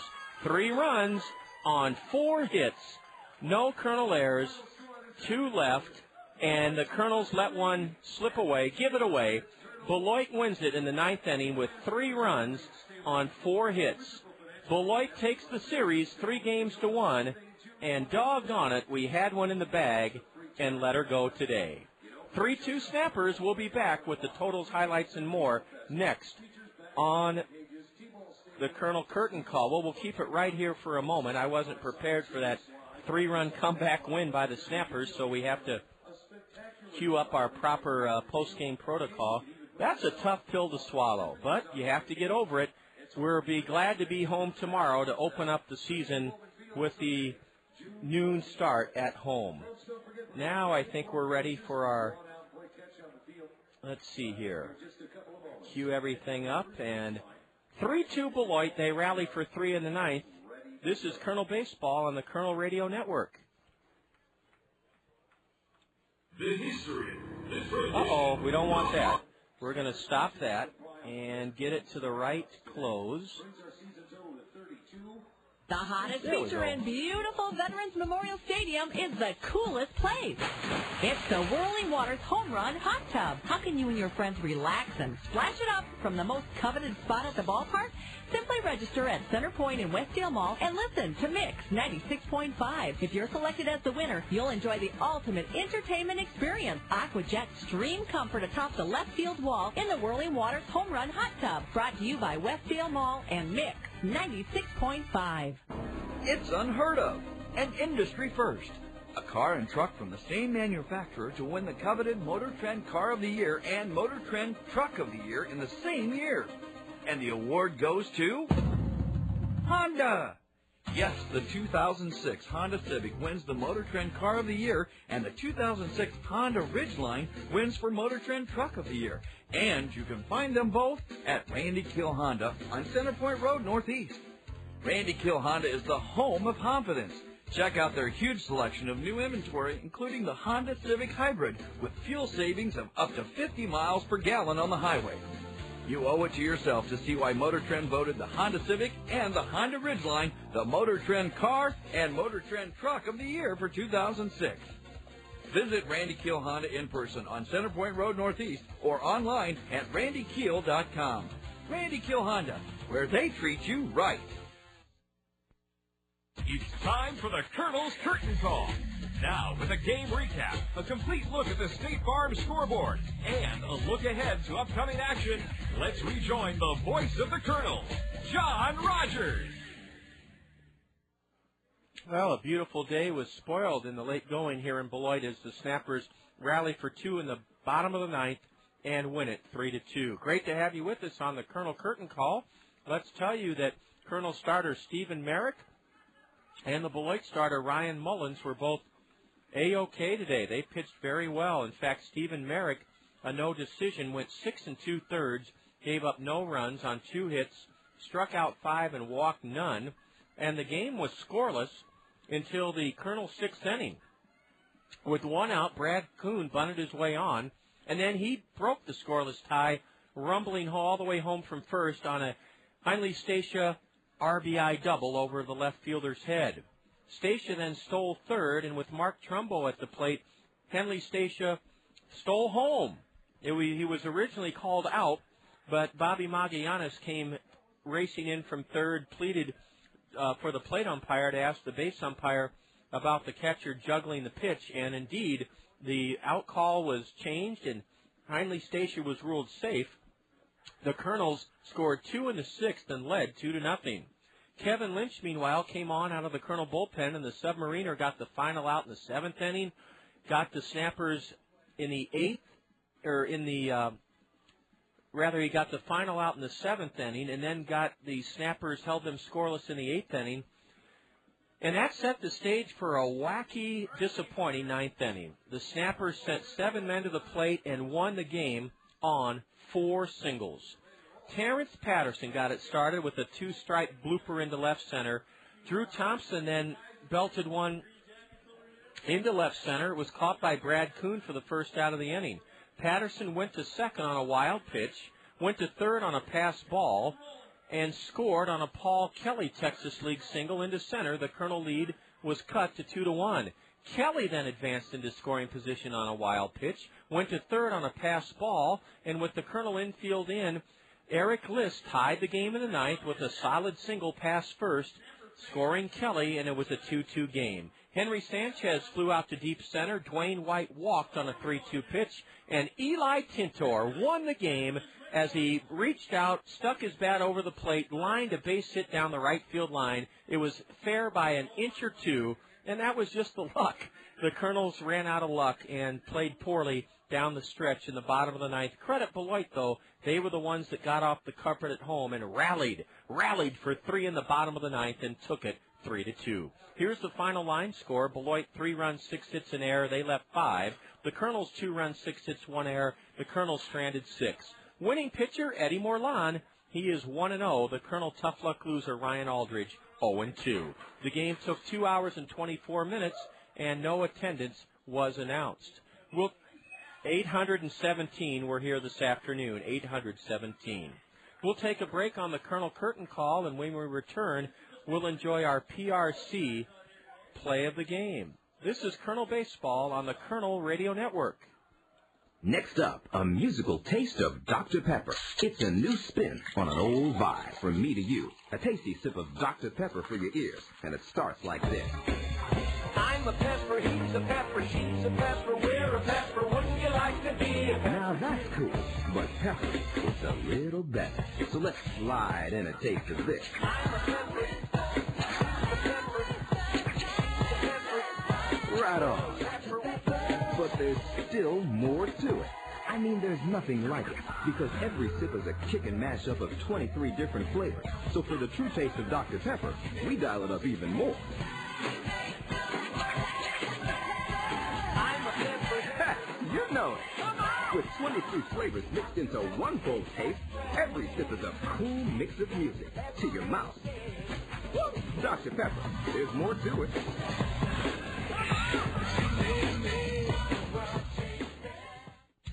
Your home is a place for savoring all the good things in life. It's a place for celebrations. It's a place where memories are created. To make sure your home is properly insured, visit Sheets Forest Draper in Marion, your professional Pekin insurance agency. Sheets Forest Draper will give you all important details about homeowners insurance with complete coverages and surprisingly affordable rates. Visit Sheets Forest Draper in Marion for homeowners insurance for your well-lived and well-loved home.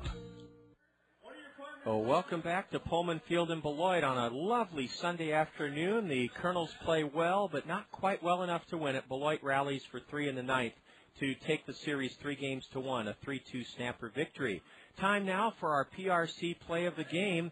If you're looking for a job where you'll be a part of an amazing team that cares for your needs and gives you the ability to grow, visit www.prcnet.com. The benefits at PRC are called Life Essentials. They include a competitive pay and a flexible schedule, medical, dental, vision, and pet insurance, life insurance, paid training, and a 401k retirement savings plan. That website again for a fabulous career, www.prcnet.com. Now, we've had a little bit of trouble with our PRC plays of the game through our MP3 player, so we'll try it one more time today. And if we strike out, I think I'm going to play it through my headset, my microphone on my headset, and we'll see if that can capture the essence of the PRC play of the game. After Henley Stacia doubled home Brad Kuhn with the game's first run in the 6th inning, Stacia stole second, was at third with Mark Trumbo at the plate, and let's listen in to our PRC play of the game. Henley Stacio's tried to steal home, and he is! Oh, they called him out! They called him out!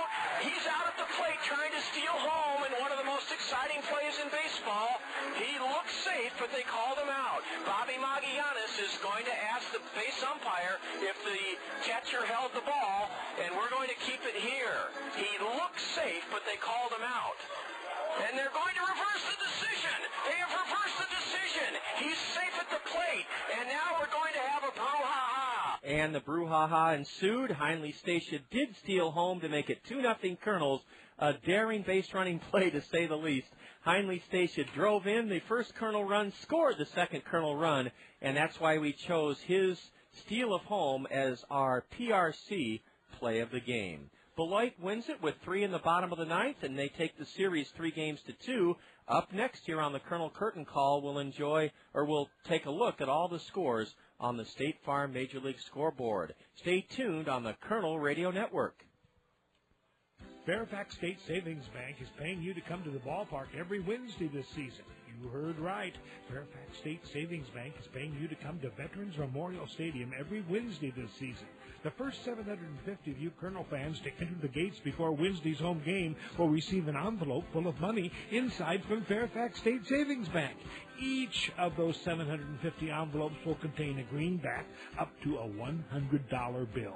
Fairfax State Savings Bank, free money Wednesdays. Come early to line your pocket with cash. There's a lot you can do to satisfy your taste for Italian. You can marry one. Do you, Susan Smith, take Giuseppe Florentina? You can drive one. Or you can go to Zio Giano's and feast on Zio's homemade bread, pizzas, and pasta, authentically prepared as Zio Giano's famous Italian style. Zio Giano's for the hometown taste of Italy. Come to Zio Giano's, the pasta makes you Zio. Come to Zio Giano's for Il Italiano. Come to Zio Giano's, the pasta.